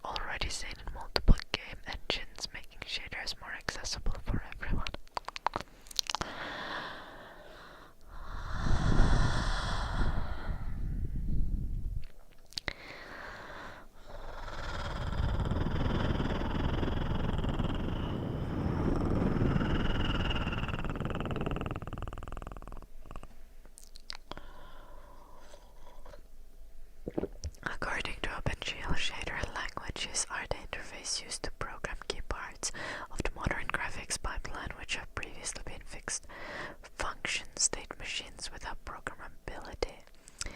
Shader code works as the set of instructions for the shader to execute. Nearly all shading languages are similar to C languages often used in general programming and have the general features associated with them. Modern game engines can utilize different shader languages depending on the development, software, and requirements of the target platform. The most common shader languages are high-level shading language HLSL and OpenGL shading language GLSL. HLSL is primarily used with the DirectX API for Windows platforms, whereas GLSL is more flexible with platforms and is used with OpenGL and Vulkan APIs. To make shader creation more approachable, multiple game engines and development software have established their own visual code-based shader editors to streamline the creation of shader assets for video games. Game engines like Unity, Unreal Engine, and Code feature visual shader editors that are native to the engine. Unity has shared graphs. Unreal Engine has the material editor, and Code has a visual shader. Node-based shader tools work very similarly to shader code, but instead of writing code, the shaders are constructed with fully visual node-based interface. Hei, nollisesti, tervetuloa.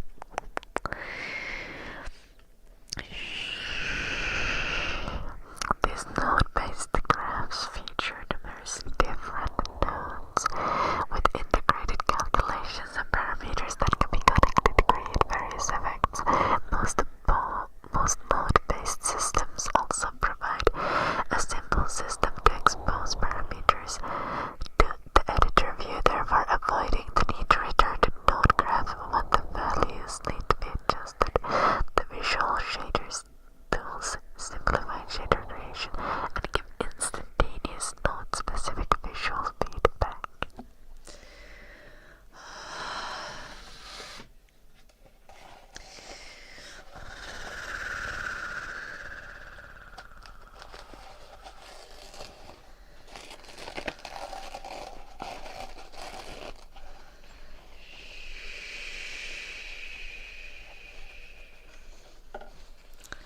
Next we have chapter 5, shader player interactions.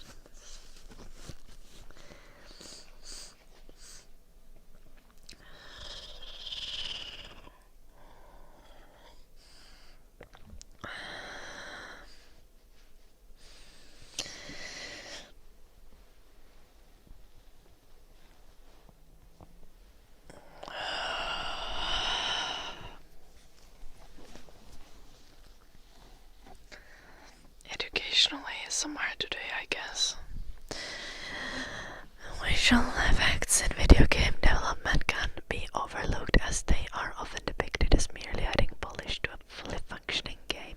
While visual effects play a significant part in polishing, they are crucial in making the game world feel immersive and engaging. They can set the tone of the world, create sense of realism, and communicate information in visual form. However, visual effects can also influence the gameplay. Visual effects such as fog can work as a gameplay mechanic, as they can restrict the player's view and therefore drive the player's exploration. Especially shaders are often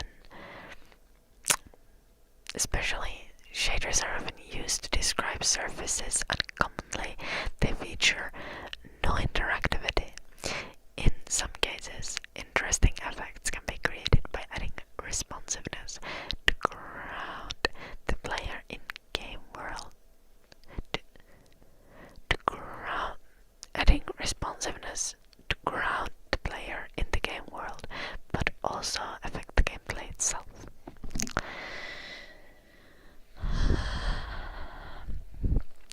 Responsiveness of visual effects can play a bigger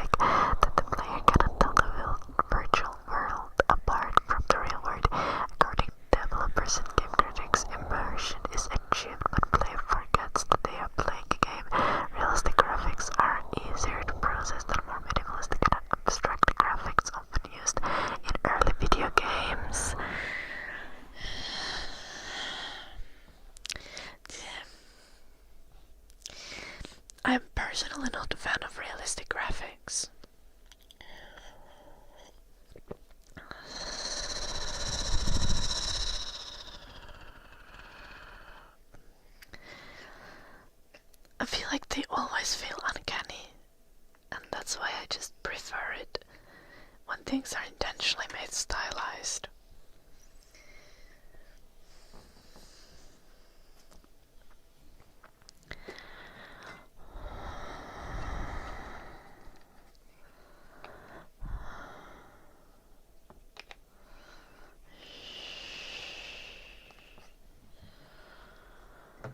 Ear massage.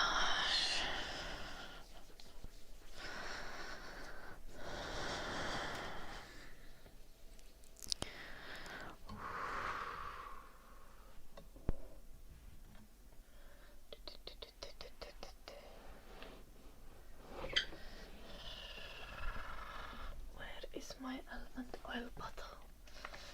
I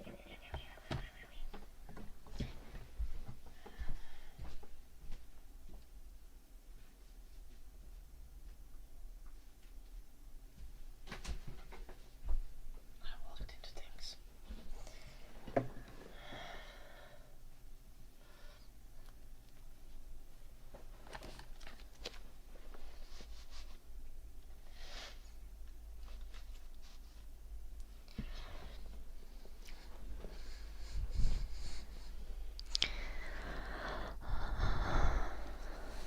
Do any ASMR artists in the chat?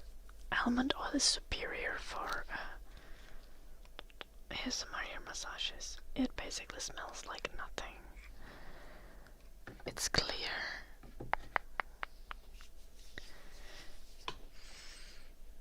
Like, it very faintly smells like almonds.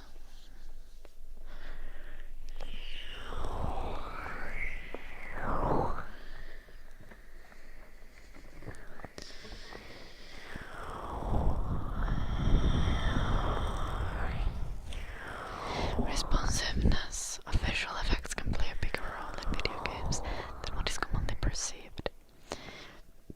Visual effects as a communication device do not appear overly noticeable, but the absence of interactions has a profound effect on one's ability to understand the results of actions in a virtual environment. I read this paragraph already. Whether systems are an instance of more intricate VFX systems, which can include shader, player, interactivity, they are difficult to execute as numerous factors affect their believability. Many games try to portray weather, but fall short, as it would be extremely time-consuming to make the character respond and behave differently according to various weather conditions. Weather is profoundly complex phenomenon, and to replicate it accurately, each raindrop and snowflake would have to be rendered separately. Modern rendering techniques are aiming to achieve this, and shaders often play a big part in portraying weather, as they can be used to describe surfaces like mud, puddles, or snow. In games like Batman Arkham Origins, the developers had a clear motivation to enhance the game world by deformable snow. Figure 10. According to Power Principles, more simple solutions such as Tingles were not immersive enough. The developers aimed to have an organic approach where the snow can react to player movement even when sliding or rolling on it, to achieve a more iconic and organic gameplay feel.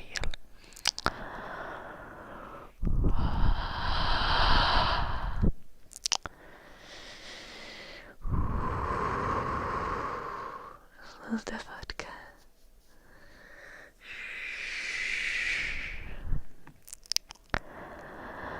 When studying shader player interactivity, it can be noticed that every game has its own requirements for realism and immersion it aims to achieve.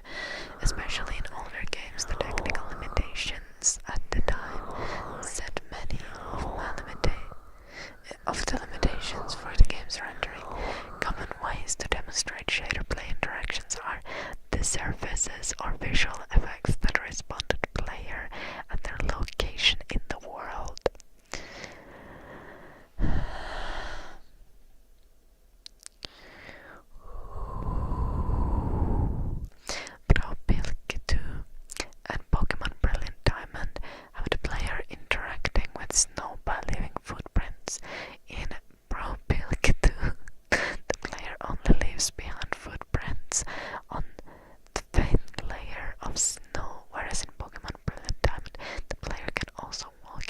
is snow, leaving behind a trail deforming the snow. In both games, the player influences the environment, but the environment does not influence the player's movement or behavior, as portraying weather in video games aids in producing the illusion of a dynamic and lived environment. Both games set the tone of the area and communicate the impact of the player's actions in the environment. Hello, Tropical Sweet, I hope you're well.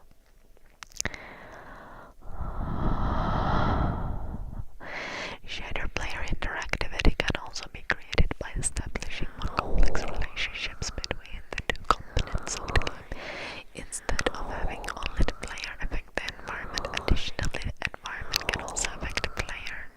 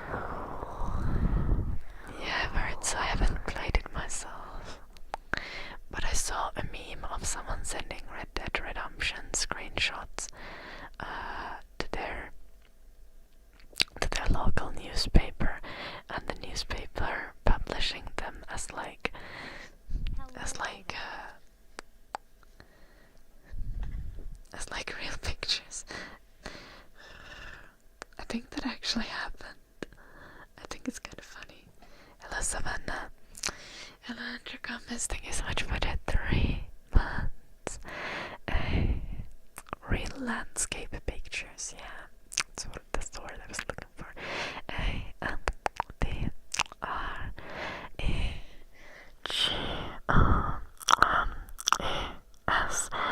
DREGOMES. Andre Gomez.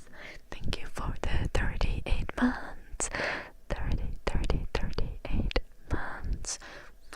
Thank you, Andre Gomez. Weather can play a larger role than only existing to be coherent with the real world. It can also set tone and play a critical, dramatic role in storytelling. It has been used as part of narrative by writers and filmmakers. Due to its conscious and subconscious significance, the responsiveness in video games is unique. A similar immersion cannot be achieved with movies or books. The weather conditions and the snow in both Red Dead Redemption 2 and God of War Ragnarok are examples of how these effects can play a massive part in environmental storytelling and gameplay. This shows that visual effects in video games can do more than just add visual polish. I'm doing good. How are you doing, Andy?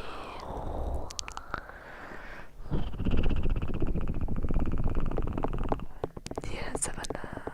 Andrew has been subscribed on Twitch for 38 months. I've been streaming for nearly 7 years, so not on YouTube though. I only started streaming on YouTube less than a year ago. Twitch is my primary platform. We're getting to chapter 6, practical project.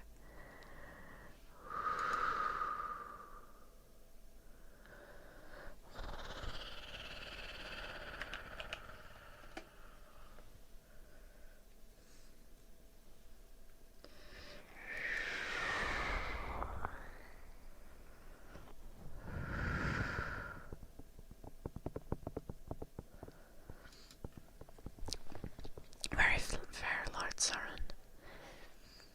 Yeah, I'm personally rather picky with video games as well, and I mainly like to play with friends. I feel like I haven't played single player games in like a very long time. I've got things to do. Like, I want to spend my gaming time being social. Gaming is like hanging out for friends for me, for sure. I don't want to be, like, I just don't gravitate towards gaming alone anymore, like, at all.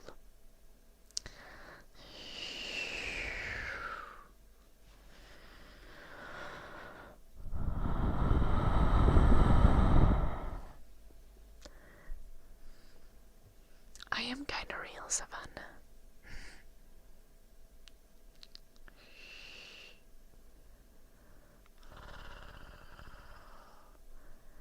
Oh, Nicholas, I think I saw you've been playing that yesterday. But I didn't have time to drop by the stream. What's the game about, Nicholas? Hello, Harsh. Chapter 6, practical project. So this is probably gonna explain about what the thesis writer is actually trying to, what kind of shader she's trying to make. The practical project done as a part of the thesis process is an interactive snow shader that showcases an established player-shader relationship. It serves as a fundamental part of the thesis as it demonstrates how applying the acquired knowledge and research outcomes to production can improve the quality of the outcome. If the qualitative research is successful at the end of the thesis process, the author has constructed a snow system that is on similar level to other snow systems in published games, as well as is usable as a game-ready asset.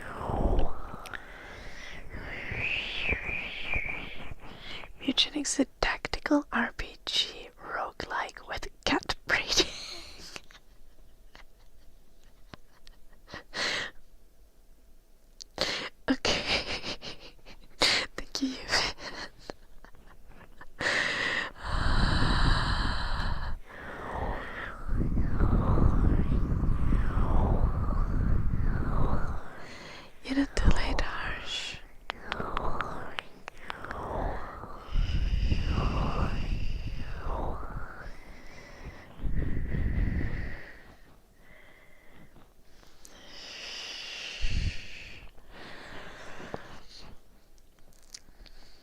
Cat games are valid. Yeah. Mutagenics is a crazy name, though.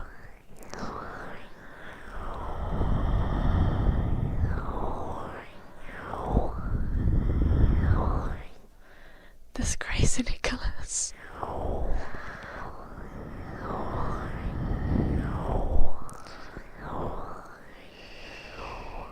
Story-based games are a nice alternative for watching a movie when you're alone. I don't really watch movies alone either.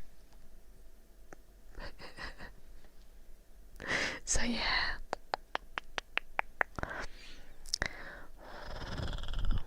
What do I do when I'm alone? Clean. Keep myself alive. Do schoolwork. Work.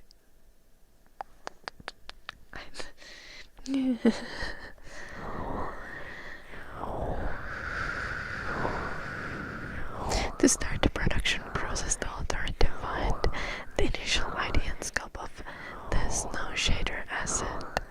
As the author's schedule was limited by the deadlines set by the university, careful planning and scoping had to take place to ensure that the project was completed on time.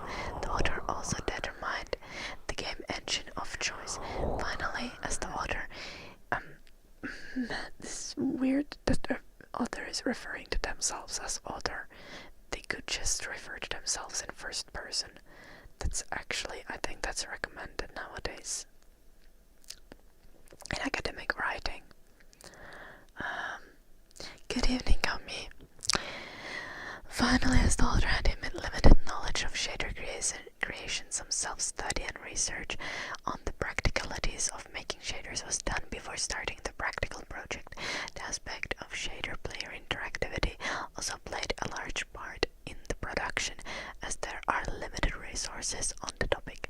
The author occasionally had to rely on limited knowledge to navigate their As there are limited resources on the topic, the author occasionally had to rely on limited knowledge to navigate their limitations. Throughout the production of the practical project, the author continued to study and learn about shader production to support the process. Hello, Gupsian.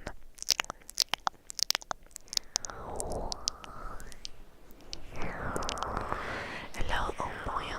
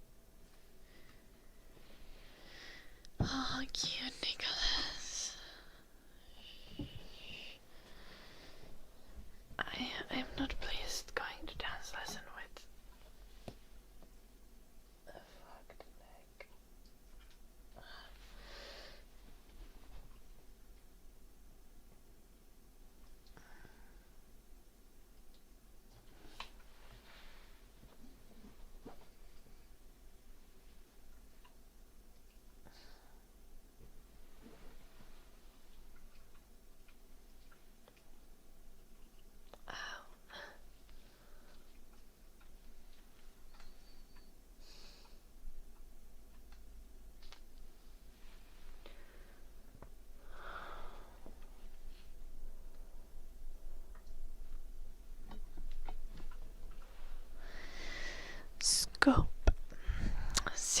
Chapter 6.1 Scope. Snow shader asset. The functionality design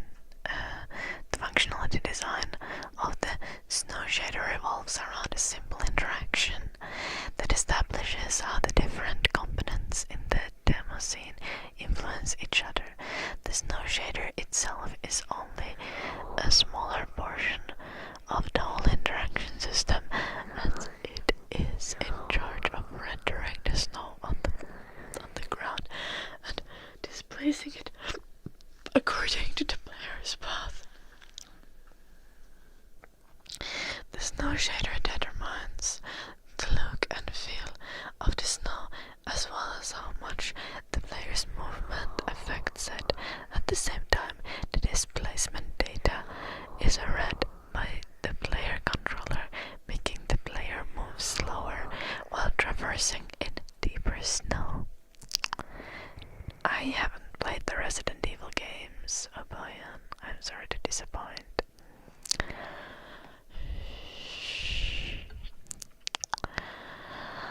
The player mesh refers to the 3D model of the character. This mesh is connected to the player controller and works as the visualization of the player character. The player controller influences the character's movement, both in terms of locomotion and controlling the animation tree. The player movement loops back to the snow shader as the visualized player character's movement affects the surface displacement of the snow. Finally, the snow shader together with the player mesh affects the player shader, which makes the effect of snow sticking to the player's body. The player shader takes influence from the snow shader's surface displacement information. Therefore, the snow only gets caught in the player when the character is walking in deep snow. The player character's mesh affects the player shader, as the shader defines how the mesh is rendered on screen. What kind of games do I like? League of Legends, Overwatch, Marvel Rivals. Recently I've been playing a lot of Elden Ring Night Train. Apex Legends is nice. I played Baldur's Gate 3. I grew up with the Elder Scrolls games, like Morrowind, Oblivion, and Skyrim. Yeah. The art style is heavily influenced by the schedule and scope of the project. The art style mainly draws inspiration from the journey's snowy areas towards the end of the game, but references and inspiration are also drawn from games like Super Mario Galaxy and God of War Ragnarok. The approach to the snow is stylized rather than fully realistic, as realistic snow is difficult and time-consuming to produce, and it would not be feasible to execute sufficiently within the time frame and skill set of the author. Regardless, some real-life examples and locations are used as reference for the show's snow shader to make it feel more familiar to the player. Ooh, there's a figure with a reference board. The snow system is demonstrated in a small game scene with a simple 3D environment. The scene mostly consists of plain terrain, but some trees, rocks, and fence posts are added to improve the representation of the shader system.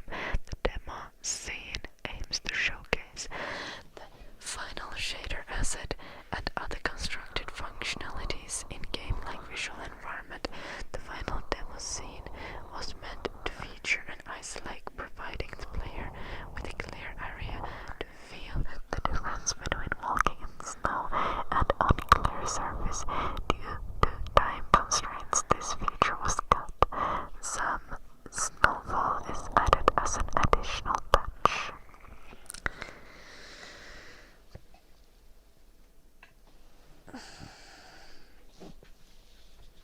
like some RPGs, I'll buy on. But I kinda enjoy like PvP games. I like colorful ones. I like shooters. I like hero shooters. I like League of Legends because it's colorful and you can play it with friends. And I just like PvP games because it's kinda like PvP games have like a very appropriate level of challenge because you play against other players. Like, you are never going to feel like the game is too easy, and usually if the matchmaking is at least somewhat reasonable, you're also not going to feel like the game is way too hard.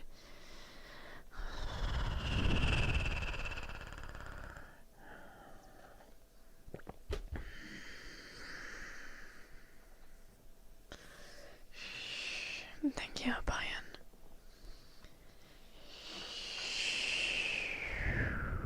Zoom.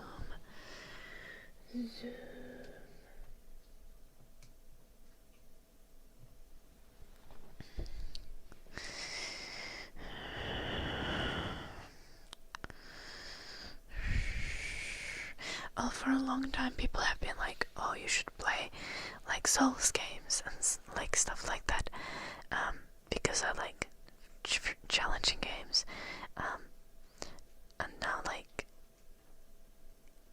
last summer I started playing Night Rain and I've actually enjoyed it. Thing is, like, I don't like super dark games. I already think Night Rain is like too dark for my taste personally. So I'm not planning to play other Souls games. Also, I like playing with friends, so Night Rain is made to be a multiplayer game. Unlike like Elden Ring or the Dark Souls games. I mean, I guess Elden Ring has like an online thing happening. But like Dark Souls games, me confusion, I have not played the games, I wouldn't know.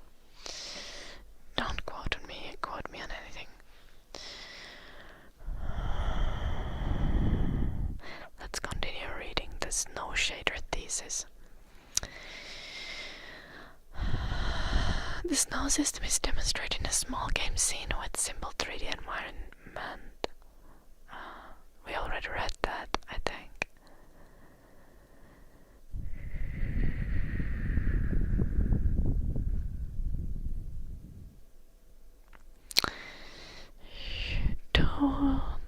Chapter 6.2 Tool Godot Game Engine.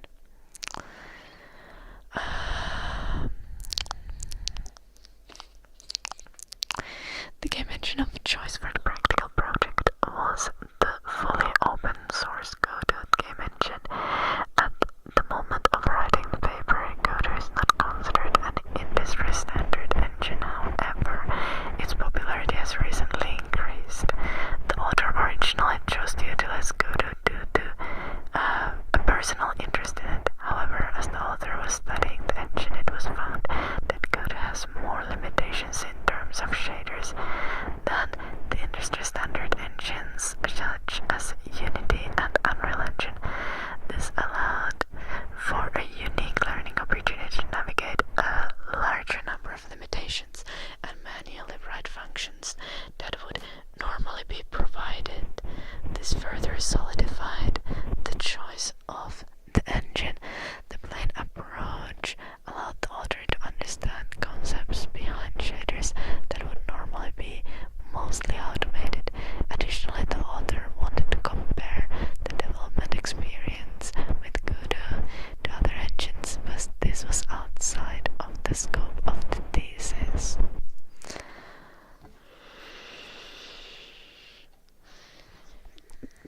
How many jobs have you applied for, Jim?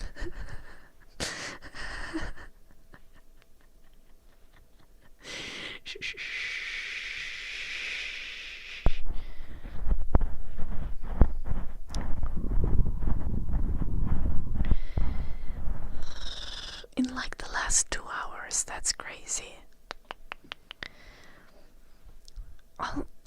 Also, shouldn't we be happy that you're not going to the AI waifu game? Not game, the AI waifu thing.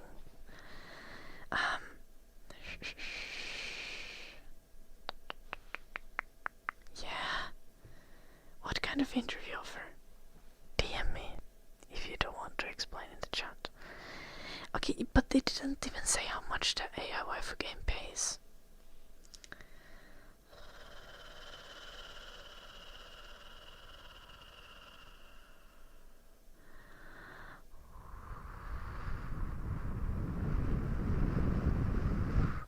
You DM'd me, but I've been ignoring you. That's crazy.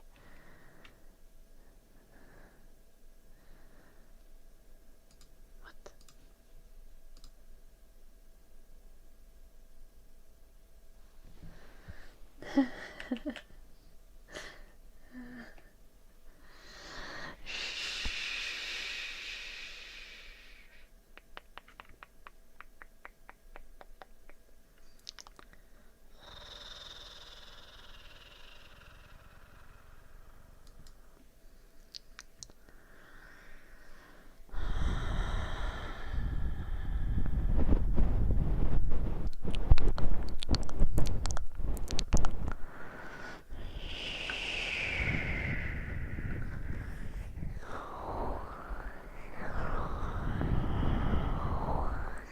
Yeah, I'll buy it.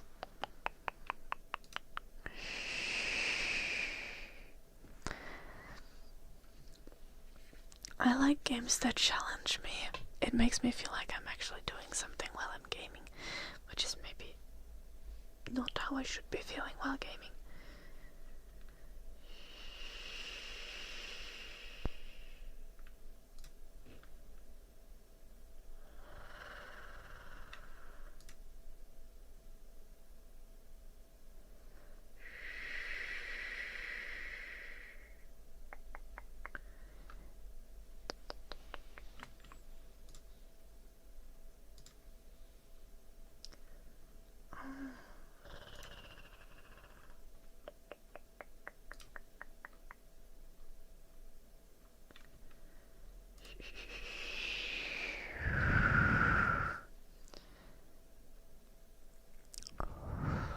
The house you linked is very nice, Jim.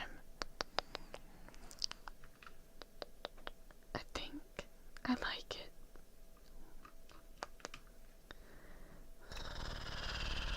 Hello, Rhonda.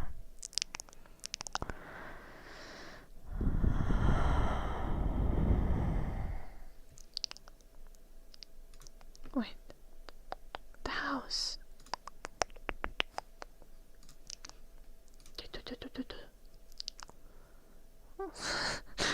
You wrote who's. Hose in Finnish means a toilet that has no water connected to it.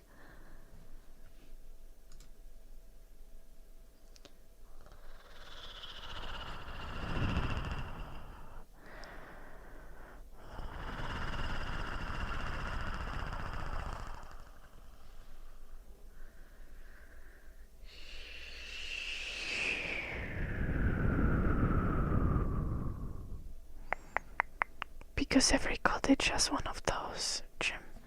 It's like an outside toilet.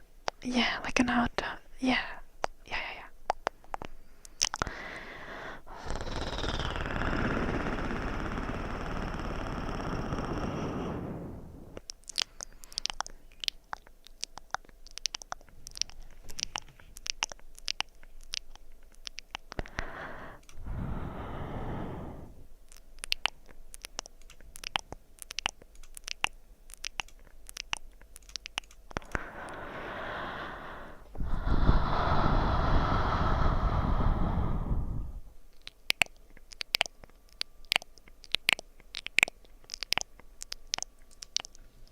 Horsey, yeah. Yeah, 'cause it is, Jim.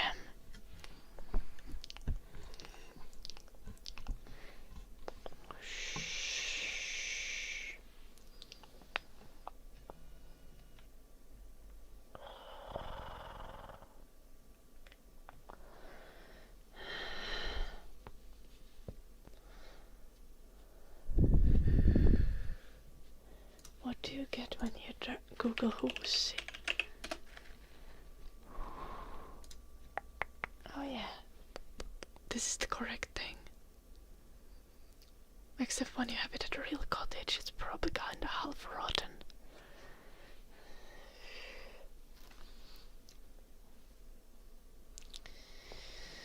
Let's do dark magic for brown bear, and after that I'm gonna have a bathroom break. Okay.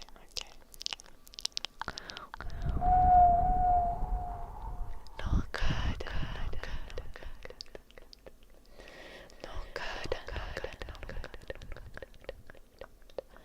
Kaikkiaan.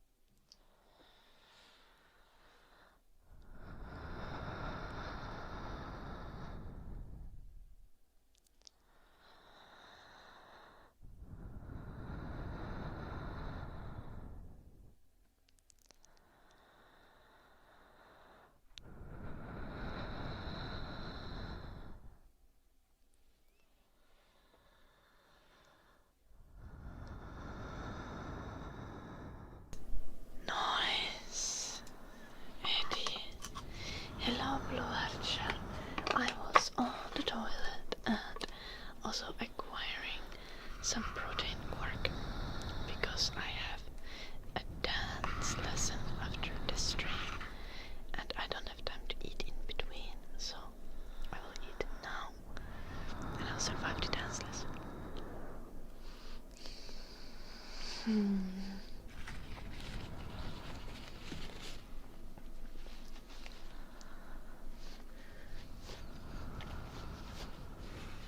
I keep forgetting how much I like vanilla flavored things.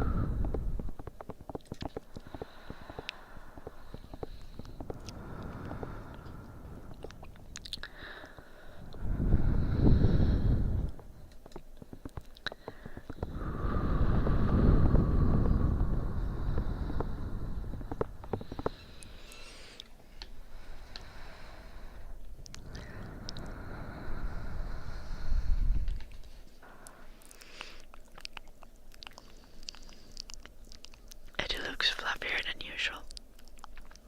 Yeah, I trimmed him on the weekend.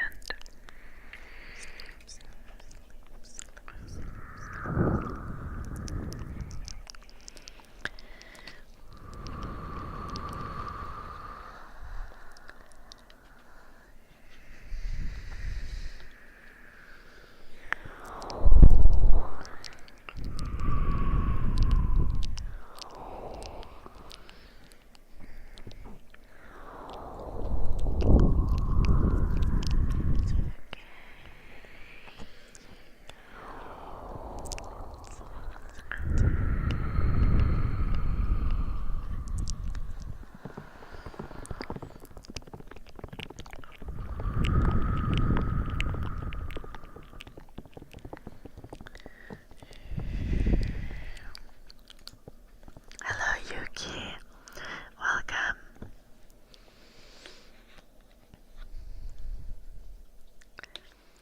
He looks fluffier because I trimmed him. Eddie.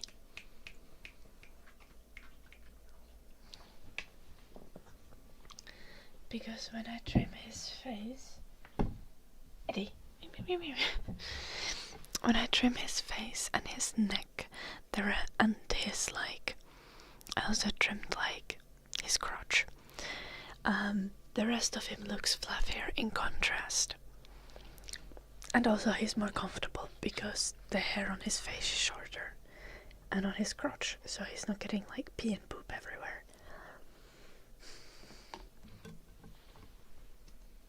What do you say, Eddie? Do you agree? I think he's too dumb to understand. Hello Joachim. Hello Ellie.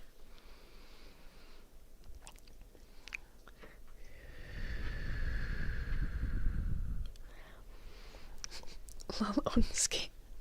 No laitapa tulemaan.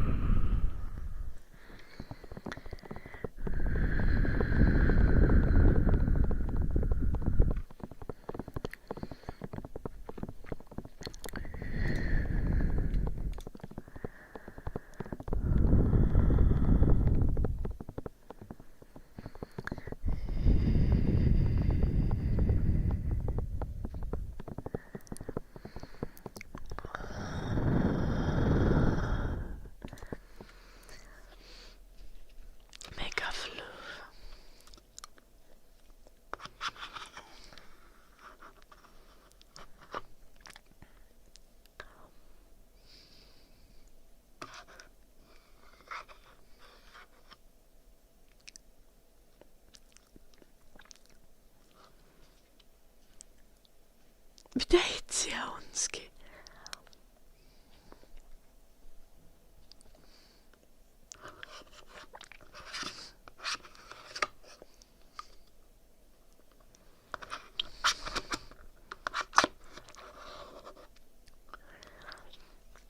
Aika kettumaista.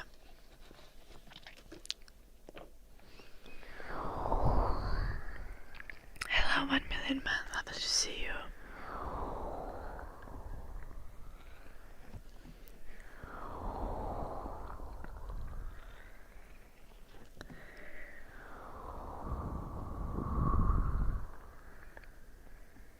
It actually doesn't make sense to spell it like that phonetically, 1 million man, because nothing makes sense phonetically in English.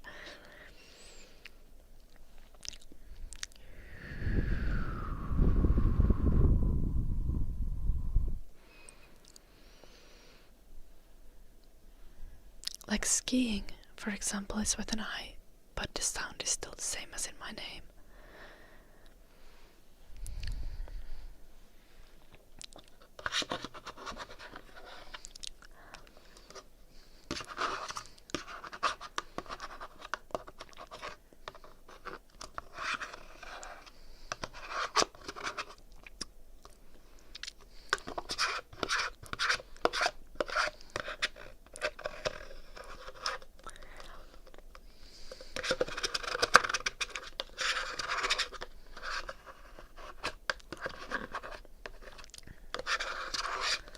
No, ei vaan kannata tilata.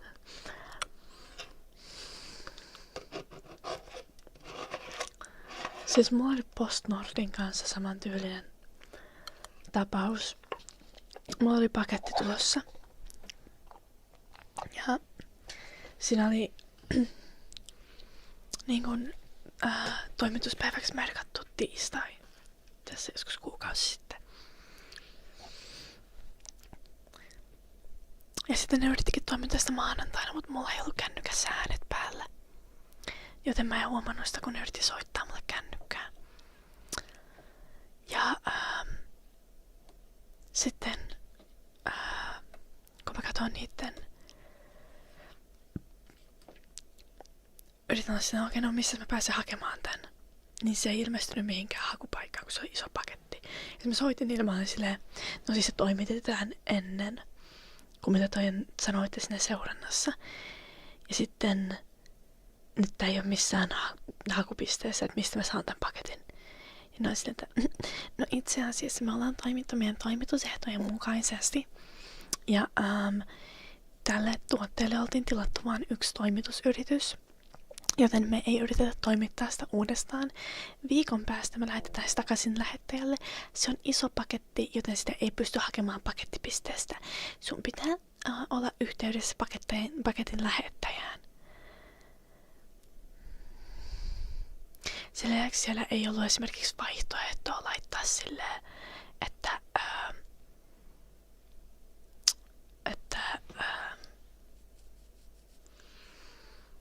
sen saisi jättää ilman allekirjoitusta, niin kuin siellä niiden seurannassa tai muualla.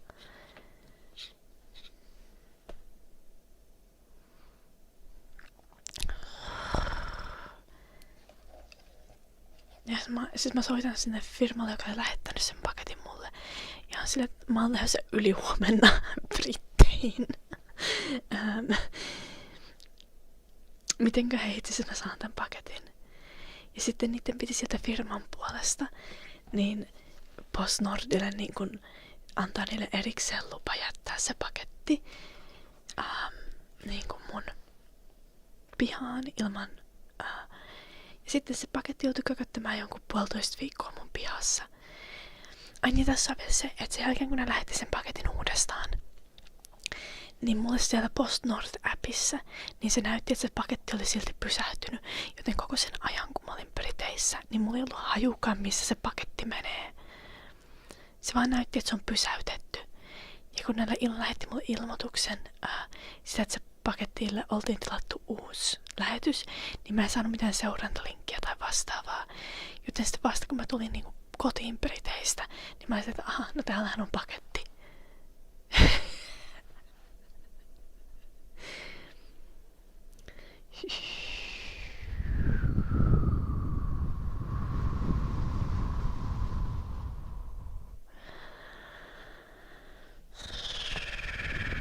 Sorry, I was ranting in Finnish about about a company called PostNord and their fucking terrible delivery services. Hello, Lark. Hello, Arkan.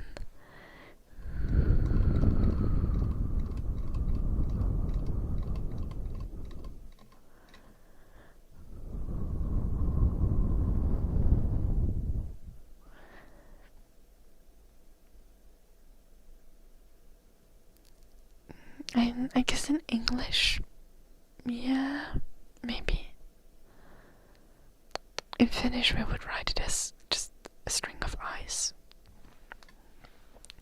PostNord is shit. Yeah. Like, no, but genuinely, I've like never had problems with Posti, for example. Like, Posti sucks kinda, but they are fucking expensive, like atrociously expensive. But still, like, Posti at least, like, they are slow and they are expensive, but at least I haven't had, like, atrocious problems with, like, getting things delivered. But what the fuck is with PostNord? It's the worst shit I've ever seen.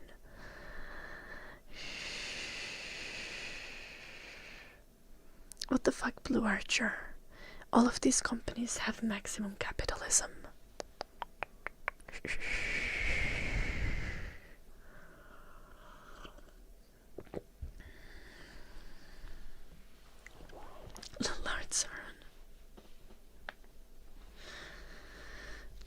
Okay, Blue Archer, so hear me out. Let's nationalize all the delivery companies. If we're going that route, let's just do that.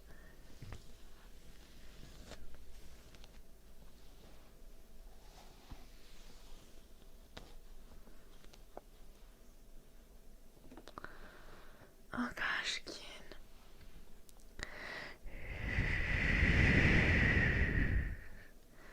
DHL sucks ass as well. Like, I once got a DHL package. And it was like, they attempted to delivery and they didn't succeed. And then they took it to a pickup point. And the pickup point opening hours were like 2 p.m. to 4 p.m. on Tuesdays and Thursdays. Like, bro. Some people have jobs. How the fuck are you supposed to pick that up?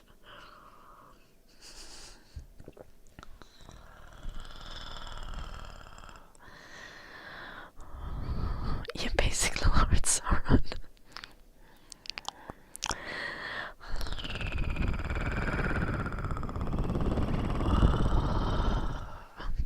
Okay, Unskill, I'll check the song.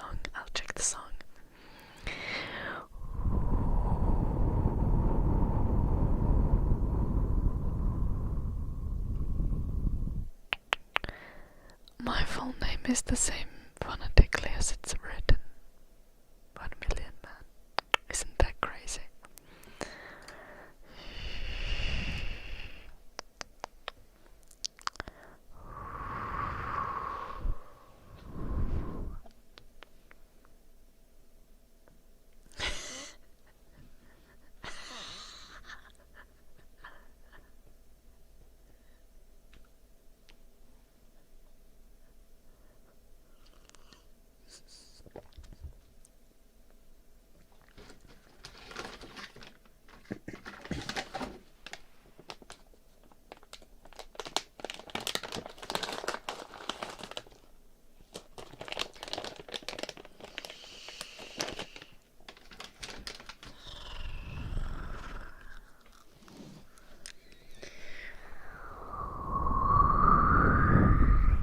It's like delivery day for you every day, though, Jim.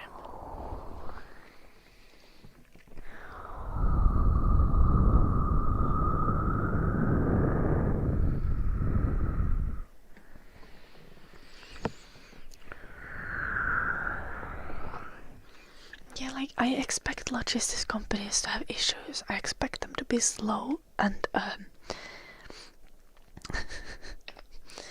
slow and expensive. My problem is like when the customer service sucks ass and when they're making it intentionally hard for the recipient to get their package.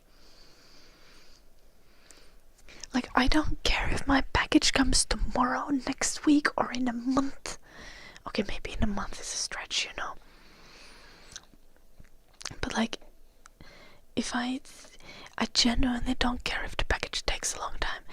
But if the package arrives, like if getting my hands on the package is going to be a massive problem, I'm gonna be so annoyed.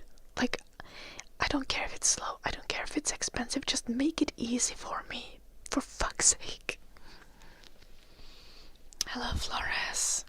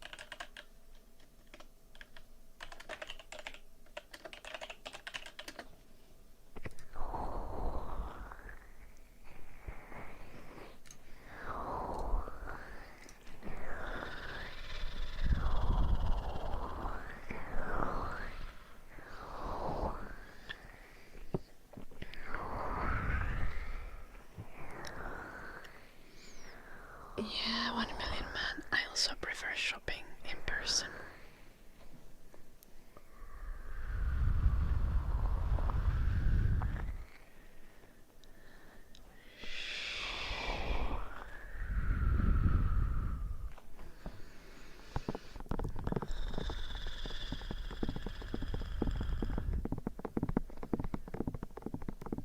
As if I would have ever opened the door to a single delivery person. I don't even know how to open the door, Jim.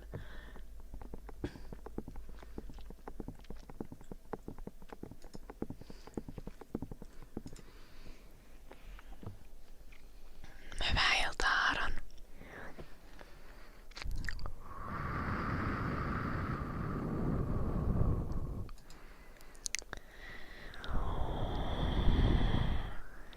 Hey, I was awake kinda early today.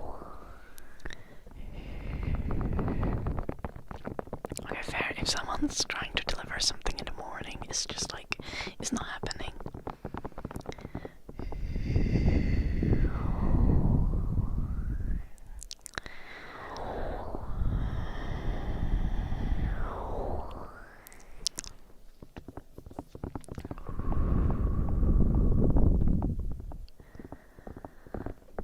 Okay, that's rude, Jim.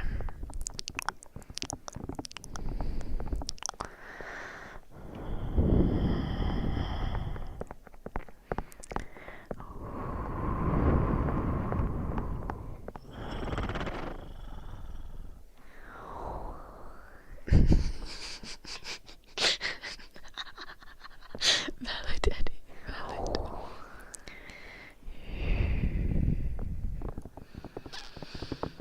I like cooking so much that I like never have food delivered. Or never go anywhere to eat. I just eat at home.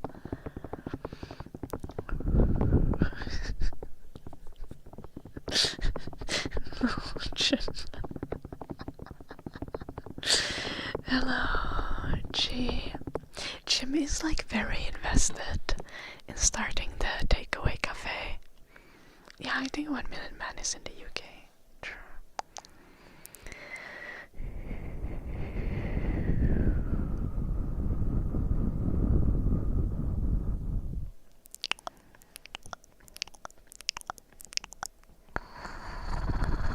Hello, Jenny.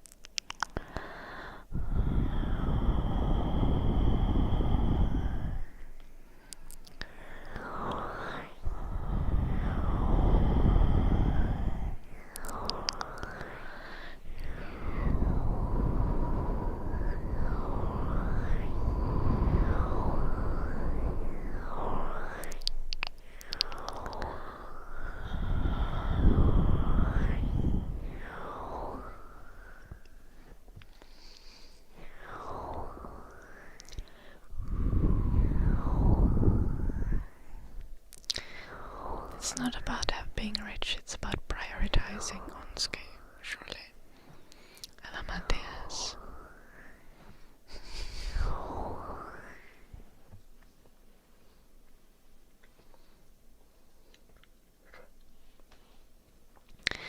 Violet Wolf.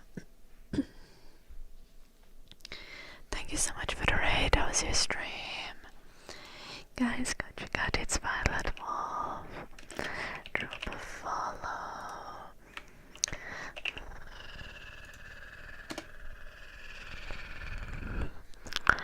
Do it right now. Go check out It's Violet Wolf. Okay. Welcome all the raiders. I hope your stream went well. Ooh, thank you so much for the raid. It's Violet Wolf. Remember to get food and rest and all this stuff.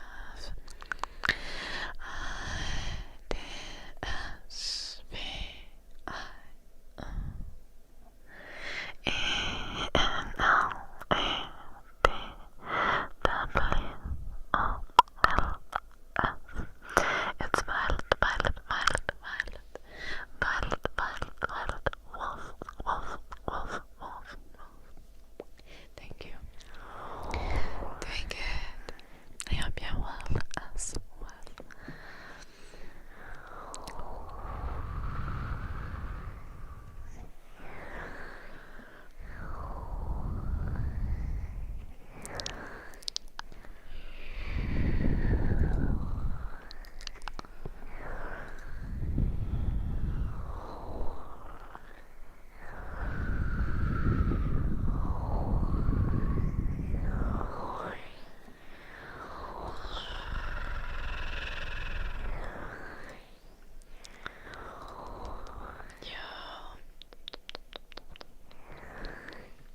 This is rude.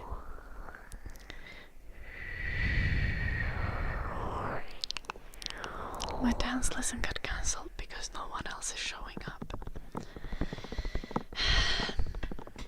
Yeah.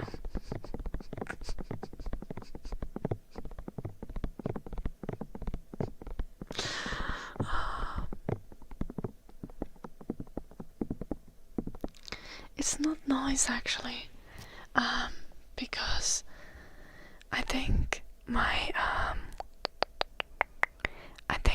dance card, like, I have a very limited amount, like, it has still some uses to use on it, and it expires like 18th of March or something. And next week is a holiday week, so there's no lessons, and after that I'm gonna be in UK, so yeah, not ideal. I kind of feel like complaining a little though.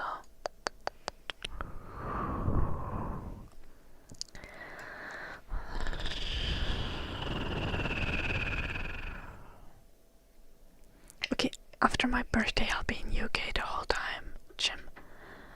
I am probably gonna be most of the summer in UK, so like, get me a dance card in UK.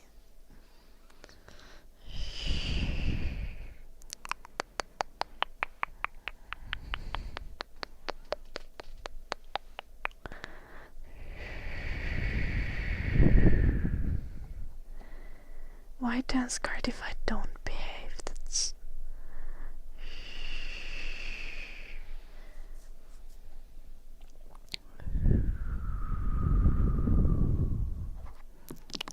I love the master.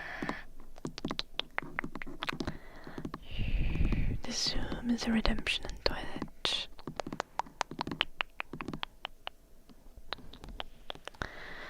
I would say that I don't make the rules, but I kinda do. But that's how it works.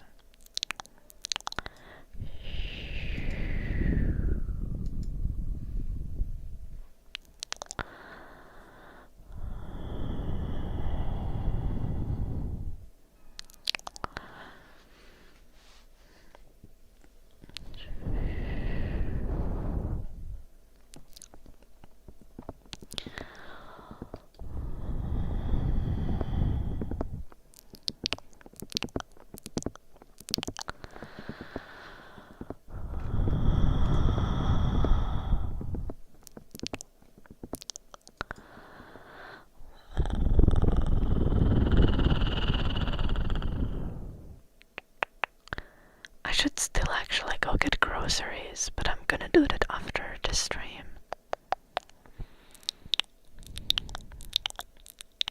So, no need to warm the car ahead of time.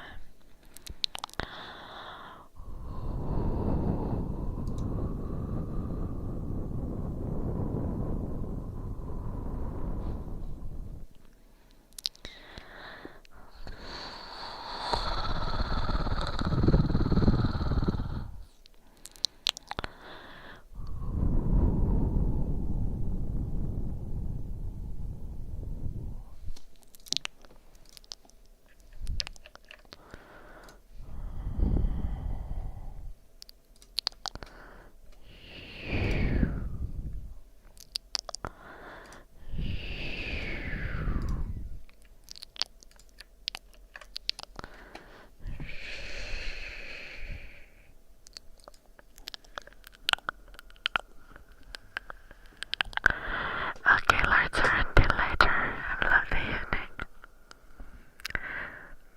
I should continue reading the freaking today essays.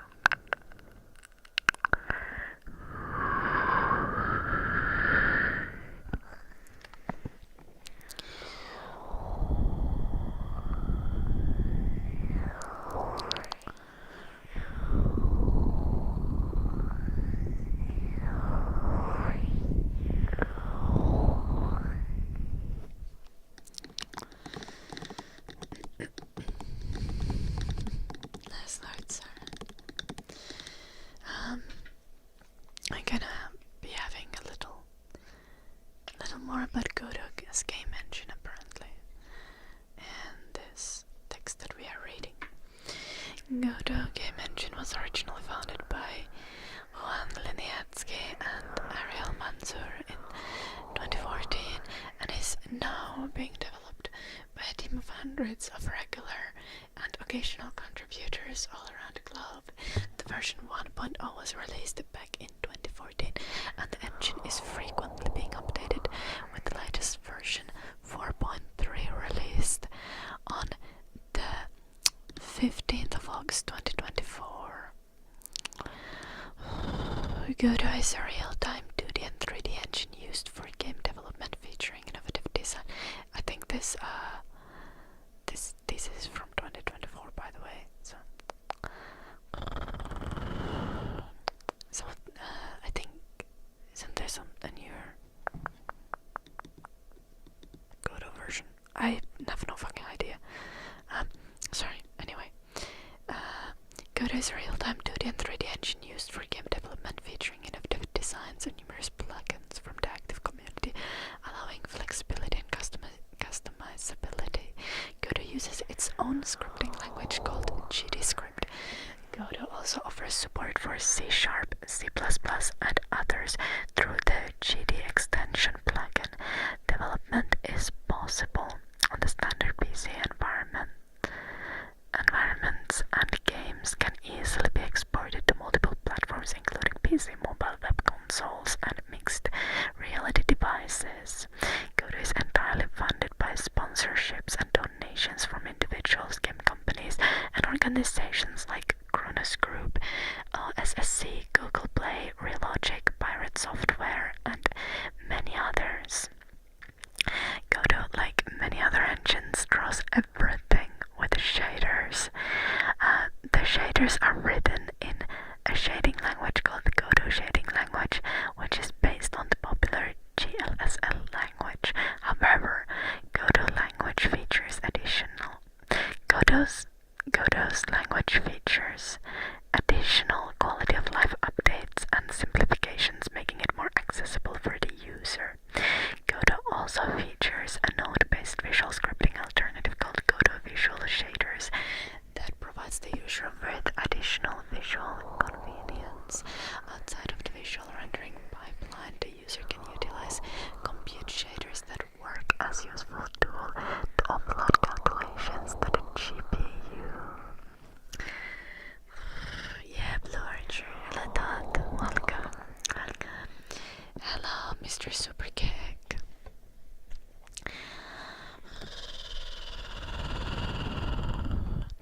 As an addition to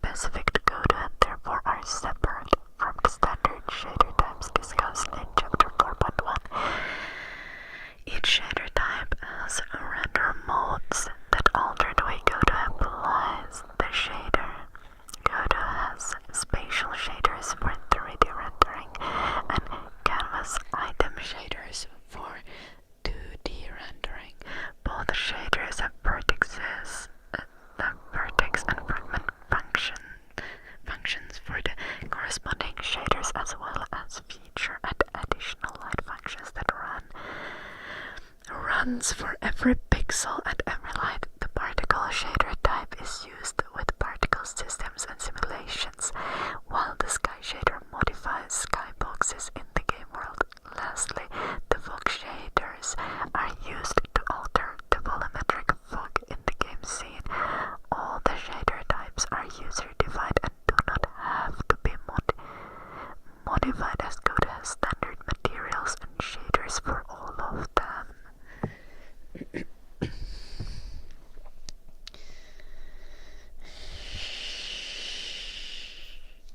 Hello Eddie, we are reading a thesis from Jenna Toivonen. This is a unit task.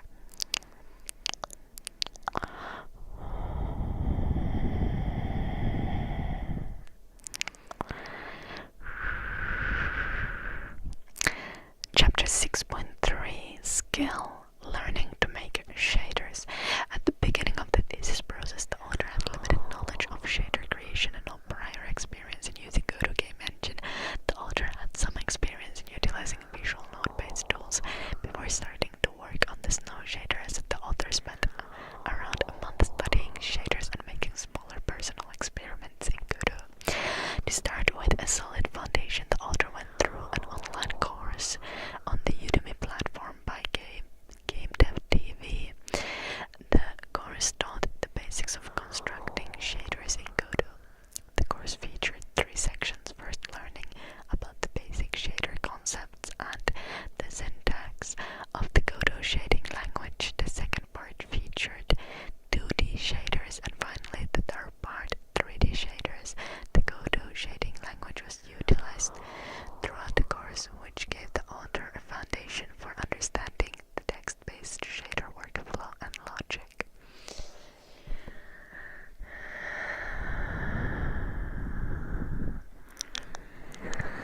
What the fuck, George? YouTube has a wide range of online shader tutorials for multiple game engines, and especially due to Godot's open source nature, many developers are openly creating tutorials and sharing source files.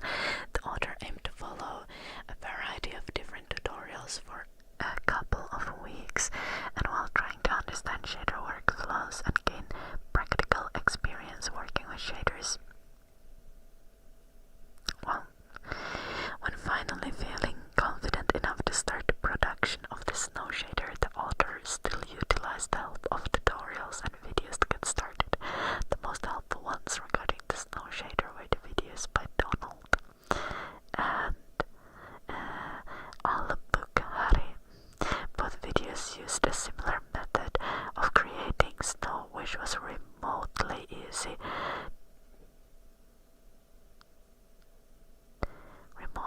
to implement and iterate upon. Aside from these videos, various other video tutorials were used to construct the different systems or features that are present in the final demo scene. Additionally, references and help were acquired from Godot Shaders website, which functions as an open publishing platform for shaders made for Godot. The code regarding the shaders is published on the website along with additional guides and instructions.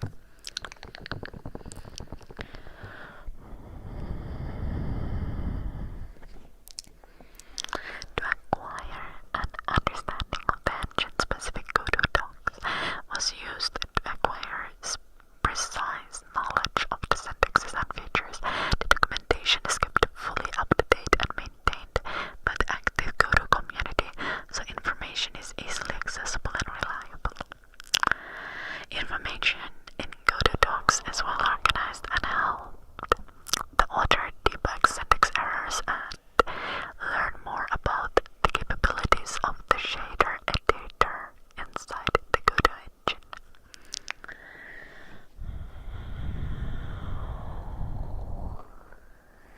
Oh gosh, Blue Archer. That sounds not ideal.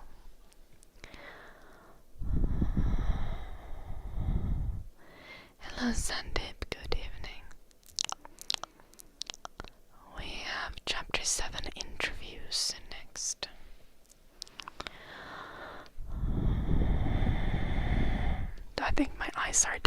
might try reading. So let's take a break here.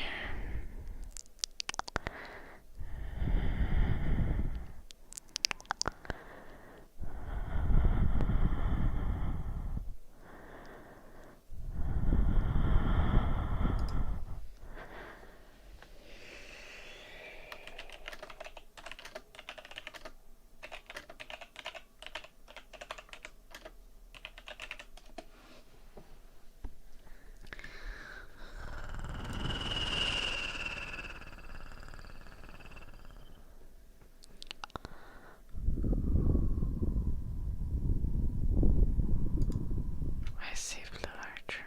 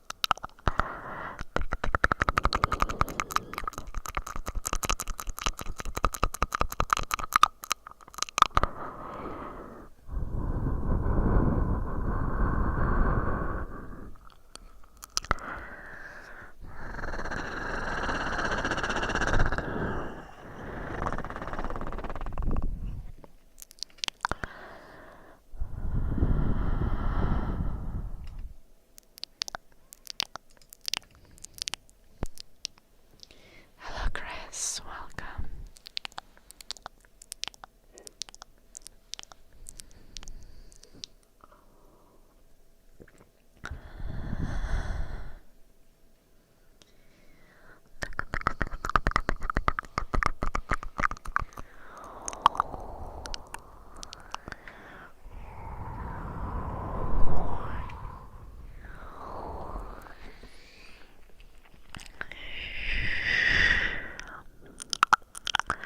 Do we continue? Chapter 7, Interviews.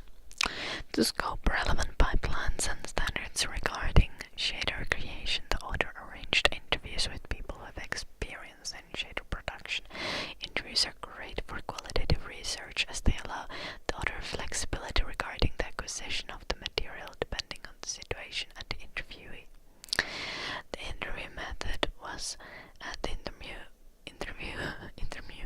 interview method has allowed the author to talk with game industry professionals and students from different backgrounds regarding shader production. This allowed the author to acquire valuable insight and hear experiences that proved to be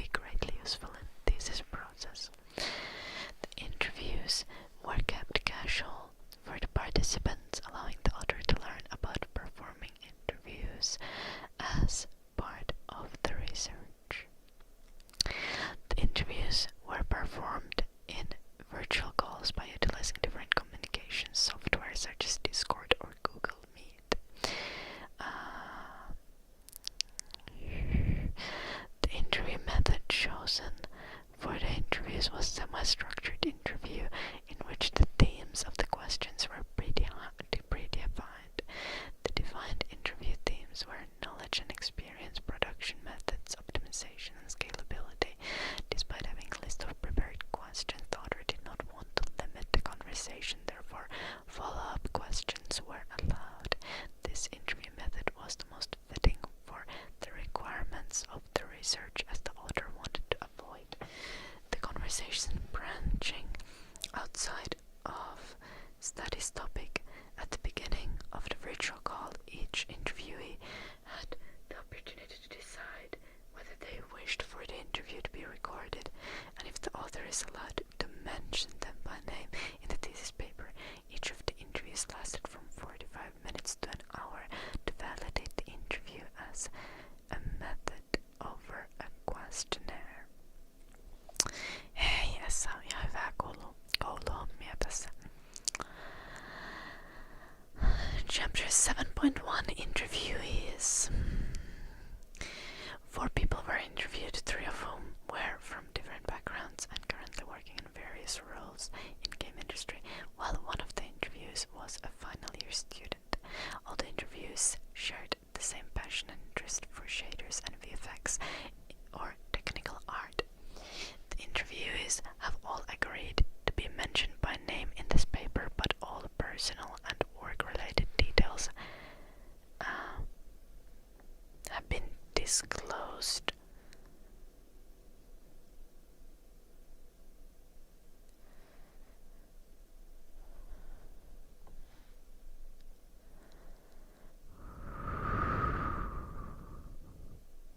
Have been retracted. Shaders passion. Yeah, Blarger.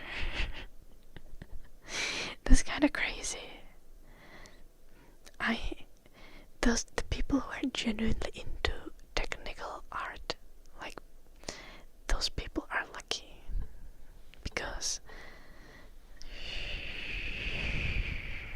I think that's like the most reliable way to get employed as an artist. If you have like genuine proficiency, like on the technical side, and you want to work with games or something similar.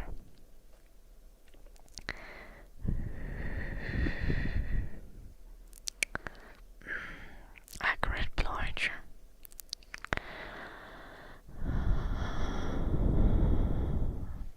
I think we've increased the number of people who know what a shader is by reading this thesis by like 50% or something, like worldwide.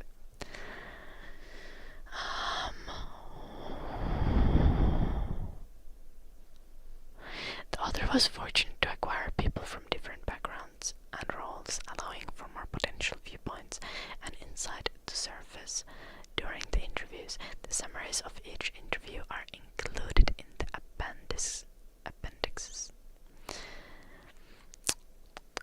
Joni Helen is a last-year student studying game programming. He does a general-purpose programming, but has picked up an interest in shaders and has been developing them for more than 2 years. Most of his experience in shaders comes from experimentation and personal project, and he aims to keep developing shaders in the future as well.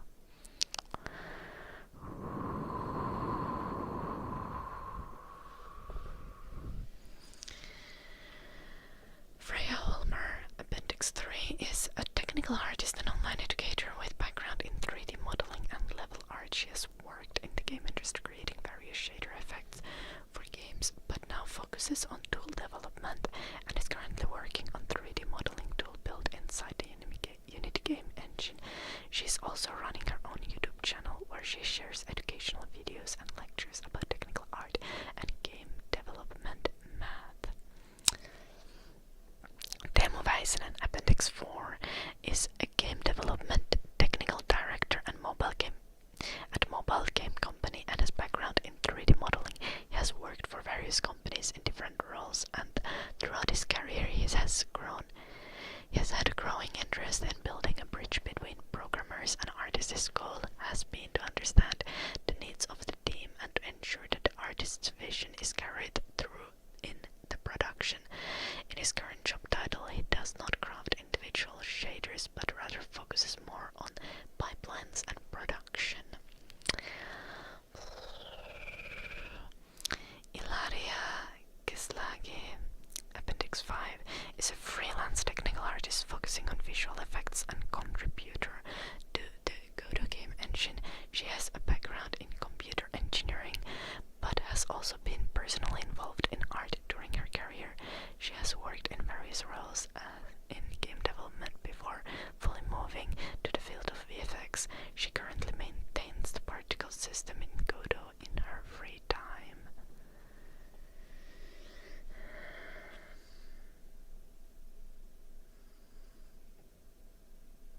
I'm so confused.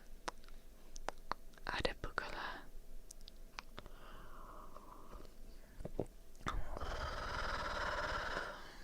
Those are the people who have been interviewed for the thesis. Chapter 7.2 Thematic Analysis. The interviews provided rich insights regarding shaders, shader production, and their common limitations and challenges. To analyze the data acquired from the interview transcriptions, a thematic analysis was used to identify the themes and categorize the results according to them. Due to the nature of a semi-structured interview method, the author had preemptively set some themes to be discussed in their interviews. However, the concluding themes were redefined to better suit the analysis of the interview data. The following main themes were recognized from the interviews: limitations, production, and knowledge. As the focus of the study is shader player interactivity, all the interviewees were asked about their experience with shader player interaction and whether they had prior experience in creating such effects. All the interviewees have experimented with shader interactivity, while some have had more experience having made more complex effects on commercial projects. Examples of the projects mentioned where shader player interactivity was utilized were snow, mud, and grass shaders. Particle system. I know, Blue Archer. Doesn't that sound exciting?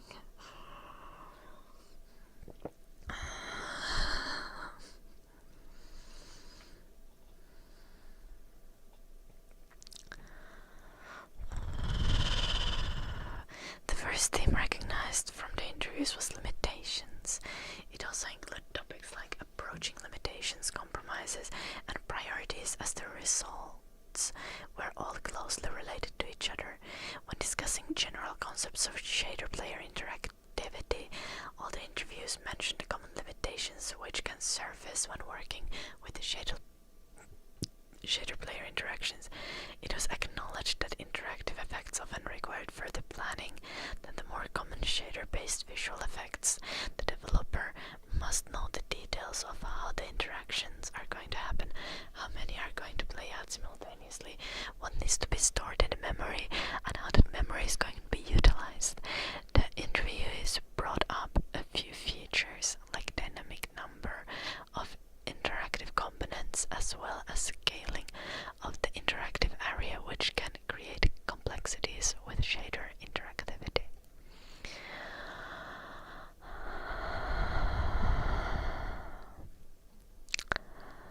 Next one is a quotation from Helen from the interview. Let's say you want to have an interactive grass and you want some objects to like deform the grass. When you have to have like an array of things you want the grass to affect, or like things you want the grass to know about, but the array cannot be dynamically sized because you don't have dynamically sized buffers, so you have to know how many things there are beforehand, and that creates design complexities you have to take into consideration when doing your effects. And the next one is a quotation from Olmer. Well, I think there are a lot of like problems you kind of have to solve that are a little bit outside of what you usually do when working with visual shaders when you do this kind of thing. So you need to be very, very careful about how you store the data of the state that you're changing based on player actions. And some of those things are relatively complicated as soon as you want to scale them. Yes, Timpa, this is ASMR, it's kind of the point. Are you getting too excited? What's the problem?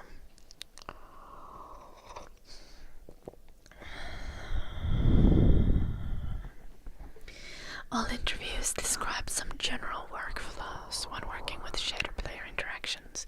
They shared their approaches from previous projects or described how they would approach the problem if they did not have extensive experience with this type types of shader effects. The solutions varied massively and based on the requirements and design features of the project, but also based on the person's subjective preference. Therefore, it was difficult to identify a singular correct approach to a certain problem. Usually, there were several possible solutions that the interviews considered, and the challenge was finding the one that best fits the requirements of the game and target platform in that specific scenario. It was mentioned that generally the limitations are set by shader rendering or current technology, generating some challenges that lack a defined correct solution.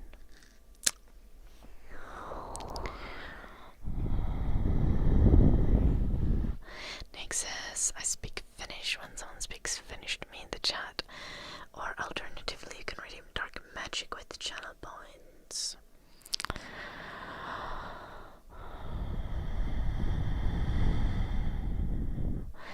There is a quotation from Väisänen next. I don't think there is a good kind of solution. You have to have some kind of upper limit that you're fine with, and you use that. Or the other approach is to have some kind of dynamic build system.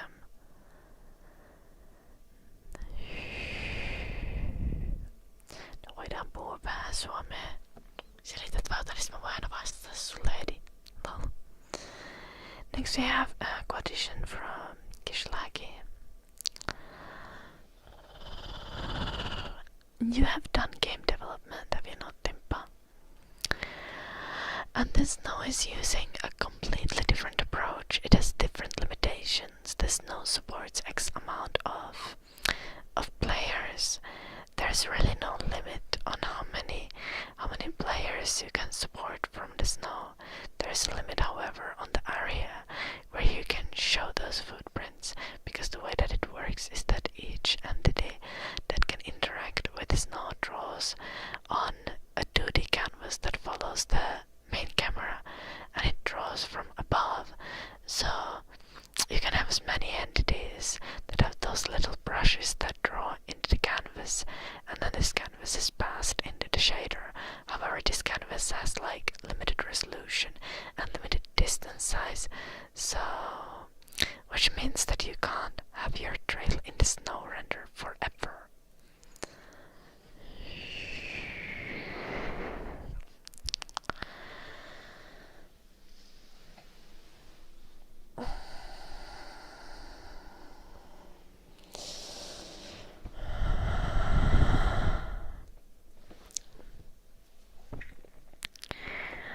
Having worked closely with the shader player interactivity and different shader effects both through personal experimentation as well as project related to prior work related projects they have worked on, Väisänen and Kishlaki shared their insights and key takeaways on approaching interactivity.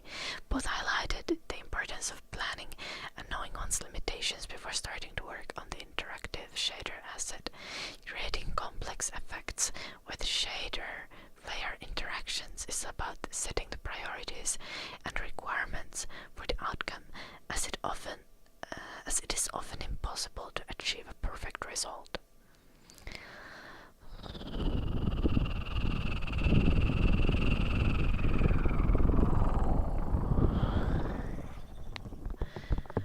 No, Timpa. We're only gonna talk about shaders today. I need to, I'm reading a thesis about shaders, Blood Gets Cloud, and I need to read this and write a little text about it. Like, I need to write 2 pages about the thesis, today, and the thesis is like 70 pages, and I'm on page 36, so...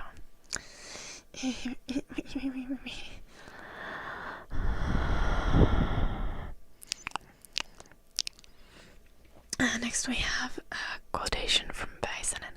Well, I would say you have to just kind of like think about it beforehand and, you know, know the kind of downside and upsides of each kind of approach and kind of plan accordingly. So it's usually quite easy to kind of think about the limitations of your game and fit your solution around. So I think it's mostly a planning issue, but of course you have to have some experience in working with this, all these approaches, so you know that they exist. Next we have a quotation from Kishlaki. You will never make a perfect shader. You will just have to know what are the limitations that matter for your shaders and which limitations don't matter for you, and just kind of have to adapt. With shaders, technical art in VFX, it's about cheating. Okay, back to regular text. So this is by Jenna Toivonen.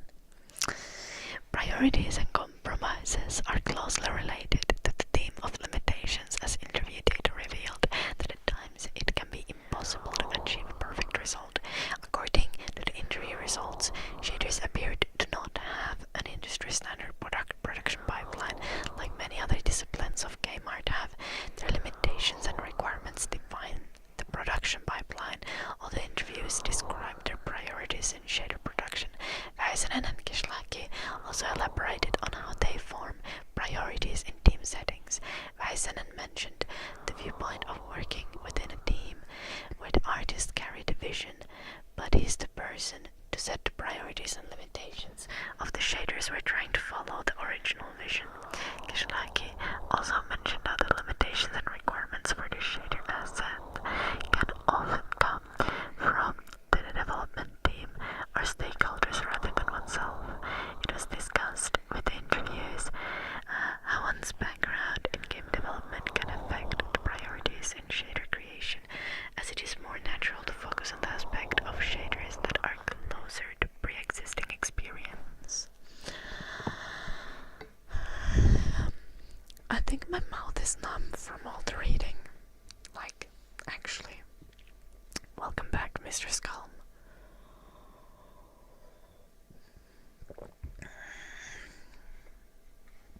A quotation from Holmer. Yeah, I think like prioritizing visuals first, I think, is the best, because what tends to happen in games is that you quite often get new ideas as you work on them. Like, you don't always know ahead of time exactly what you're going to end up with. And next we have a quotation from Väisänen. Depends a little bit. Like, if it's something that, for example, an artist is asking for, like they have some kind of like effect that they are looking for, they want to have in game, I think then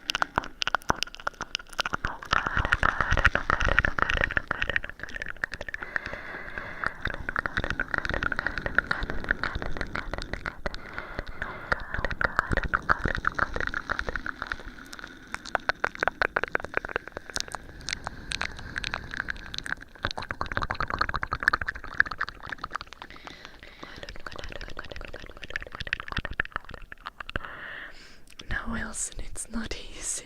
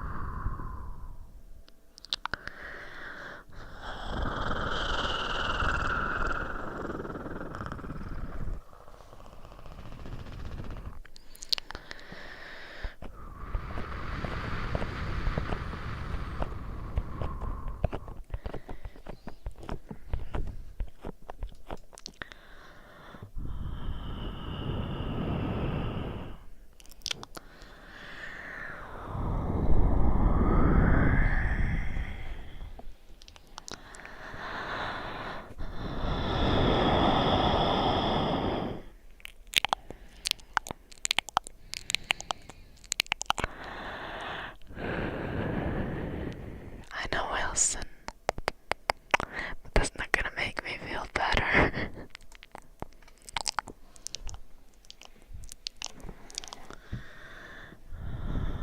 I think during the spring you can just expect more co-working streams.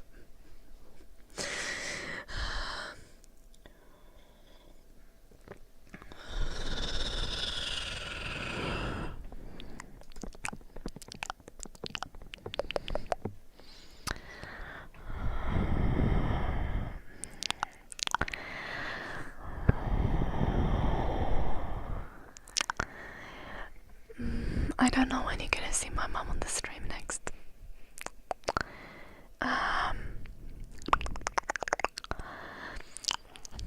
Next paragraph. Halmer also mentioned the intended target platform setting the priorities of the shader, as some platforms require a larger focus on optimization than others do. According to her, developing shaders for platforms like virtual reality, VR devices require a much larger focus on optimization than for PC or consoles, as they do not require as much optimization, which allows for more freedom in terms of visuals. Regardless of the platform, Ulmer emphasizes the importance of being mindful of the performance and avoiding issues later in production. Ulmer quotation next.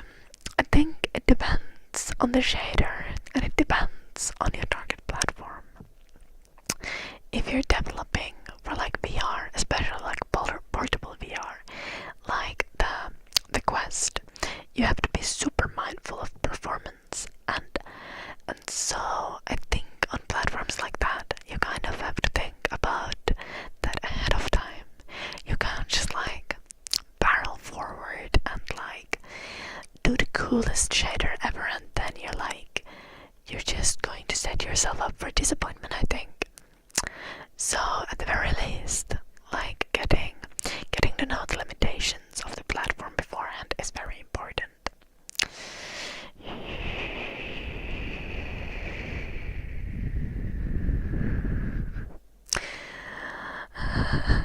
Thank you, Wilson.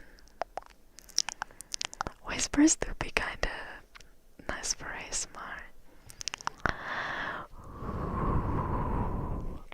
The second theme that emerged from the interview data was the production of shaders due to the varying limitations and requirements that set the priorities of the shader asset processes, such as optimization, turned out to not have an industry standard approach.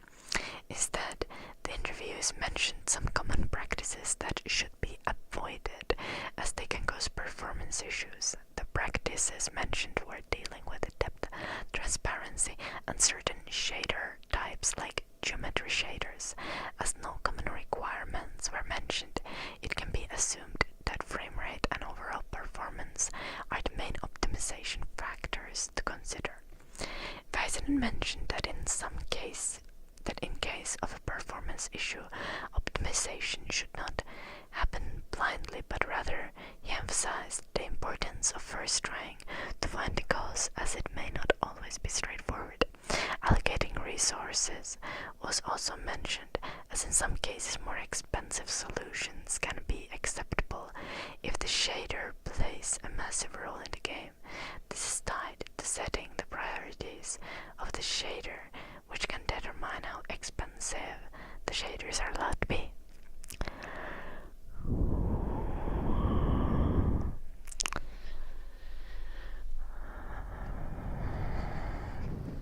Max zoom. Hello, Metacellum.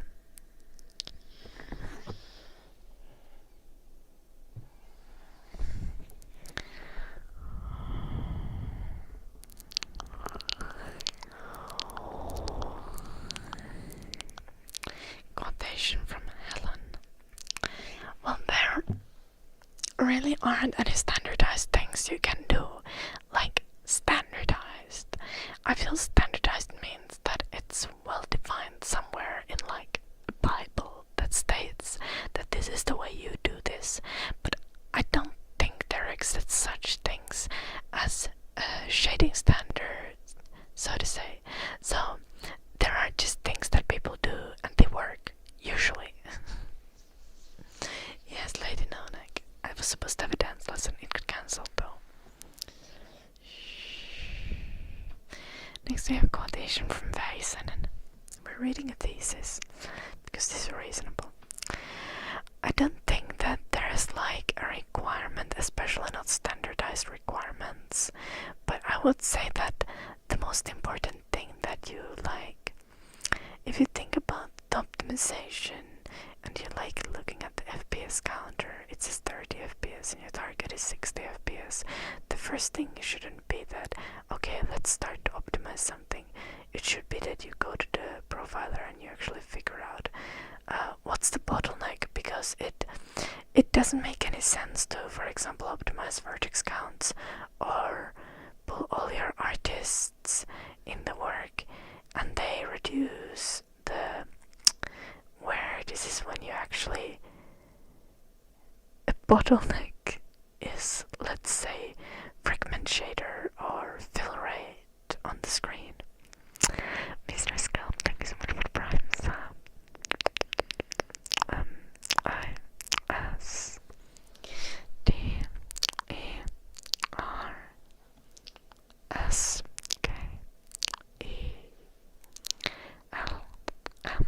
Mr. Scalp. Yeah, Lady Nonek. Standards you have none. Valid.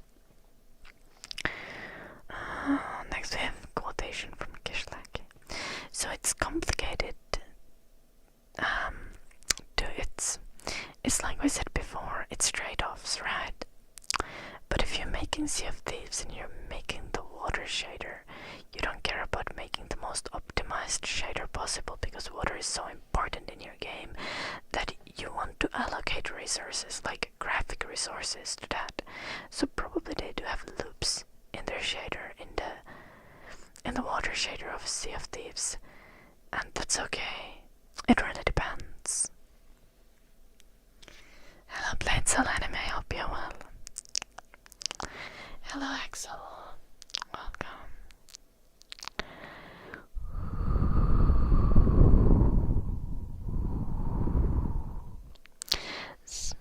How much do we have still left of this interview part?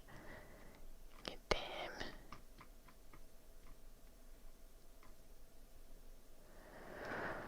Like 3 more pages. I don't have the brain power for this.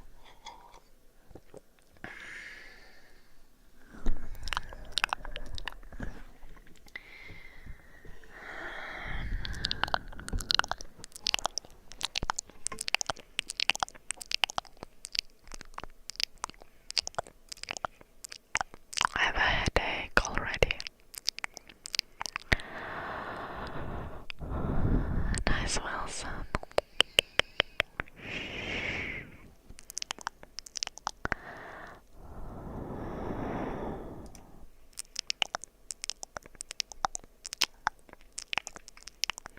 I also have a bunch of videos. I release a new video every Saturday, Wilson.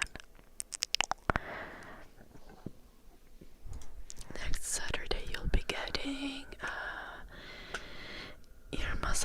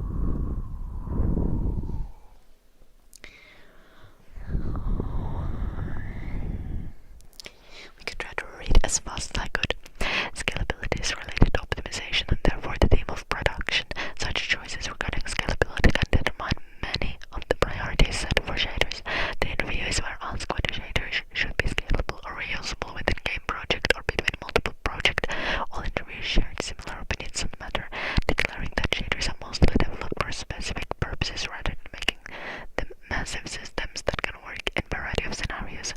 Homer described how games can have a hybrid approach, where a master shader is used to define the overall look of the game, but then specific shaders are used to determine how to look for aspects of the game, requiring higher customizability.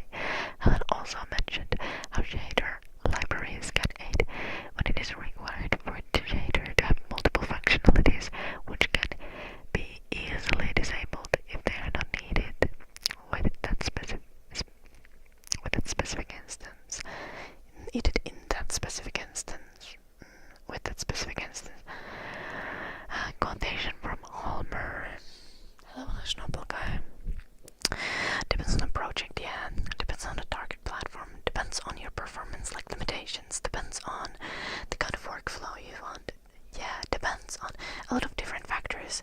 I'm not sure if there's like one good answer for this. Some people really like having custom shaders for everything, but in quite a lot of projects you tend to kind of like have kind of like master shader that a lot of different things use, but that obviously puts some restrictions on you, like what's possible to do, and that's kind of annoying sometimes. But yeah, so usually there's, from what I can tell, in most projects they kind of have a hybrid approach.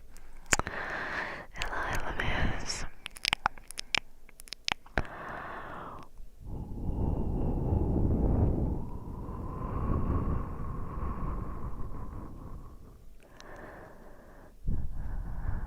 Oh, that's very cool, Mr. Skull.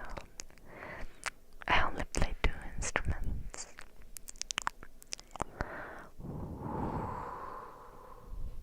Fluently, anyway. I think saying that I play an instrument fluently is a weird thing, but I play piano and flute. Like, I just pick sheet music and start playing from it.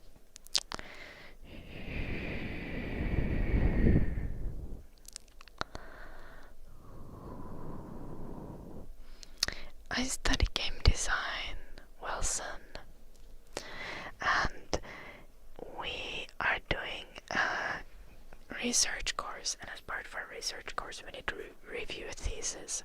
So we're actually reviewing this from an academic writing perspective, but this is still a thesis in kind of our field, so that we get something out of it.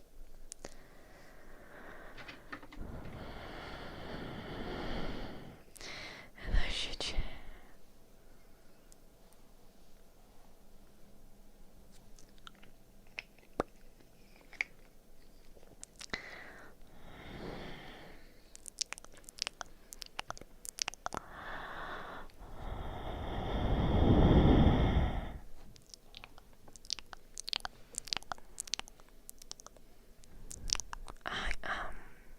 Sorry guys, but I think I will abandon you in favor of getting groceries, making some food, and actually writing this task, because I need to write 2 pages today, and I need to get up at 5 in the morning because I need to start driving at 6 a.m. to be at school on time. So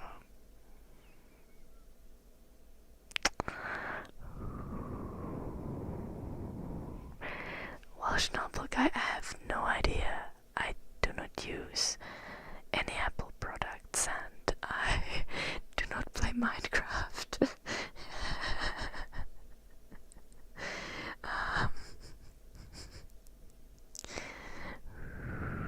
Maybe someone else in the chat knows.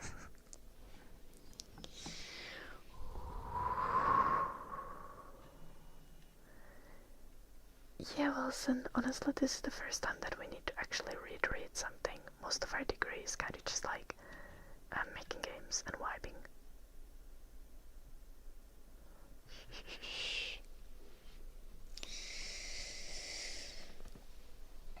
I'm doing fine, I'm just stressed. Noble guy. I won't be able to stream tomorrow because I have uni. I will be streaming again on Friday. I will most likely, I'm planning to stream, yeah. It's gonna be a late stream and I'll probably be getting drunk, because I'll be like pretty dead when I return from school on Friday.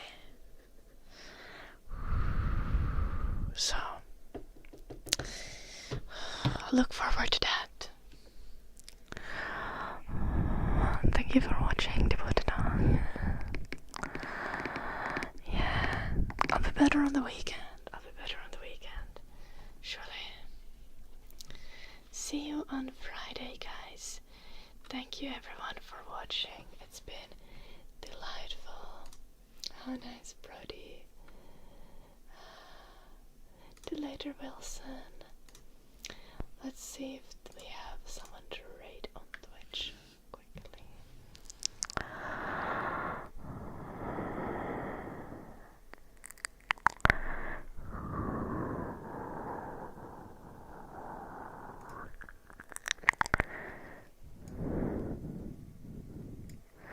Okay, we do. Nice. Thank you for watching. Good night, everyone. Good night, Chucha, Wilson, Brody, Axel. Good night, Welsh Noble Guy, Jumping Snail, Tip of Tongue, Elvis, Calm, Garmendes, Mitsudia, Yufin, Killick, Ruffle Waffle, Lucifer, Owens. If I missed someone, I'm sorry. Good night, everyone. Till tomorrow. Remember to go check out my socials if you haven't yet. And good night, Sanjam.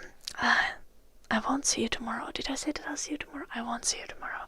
I'm so used to saying that. I'm sorry. I'll see you on Friday. Okay. Good night. Till Friday. Late stream on Friday. As always, you can get notifications for when I stream. Easiest if you join our Discord. I post there every time I go live. Good night. Bye bye. Take care. Bye. Good night, guys. Good night, everyone. Bye bye. Good night, Omni.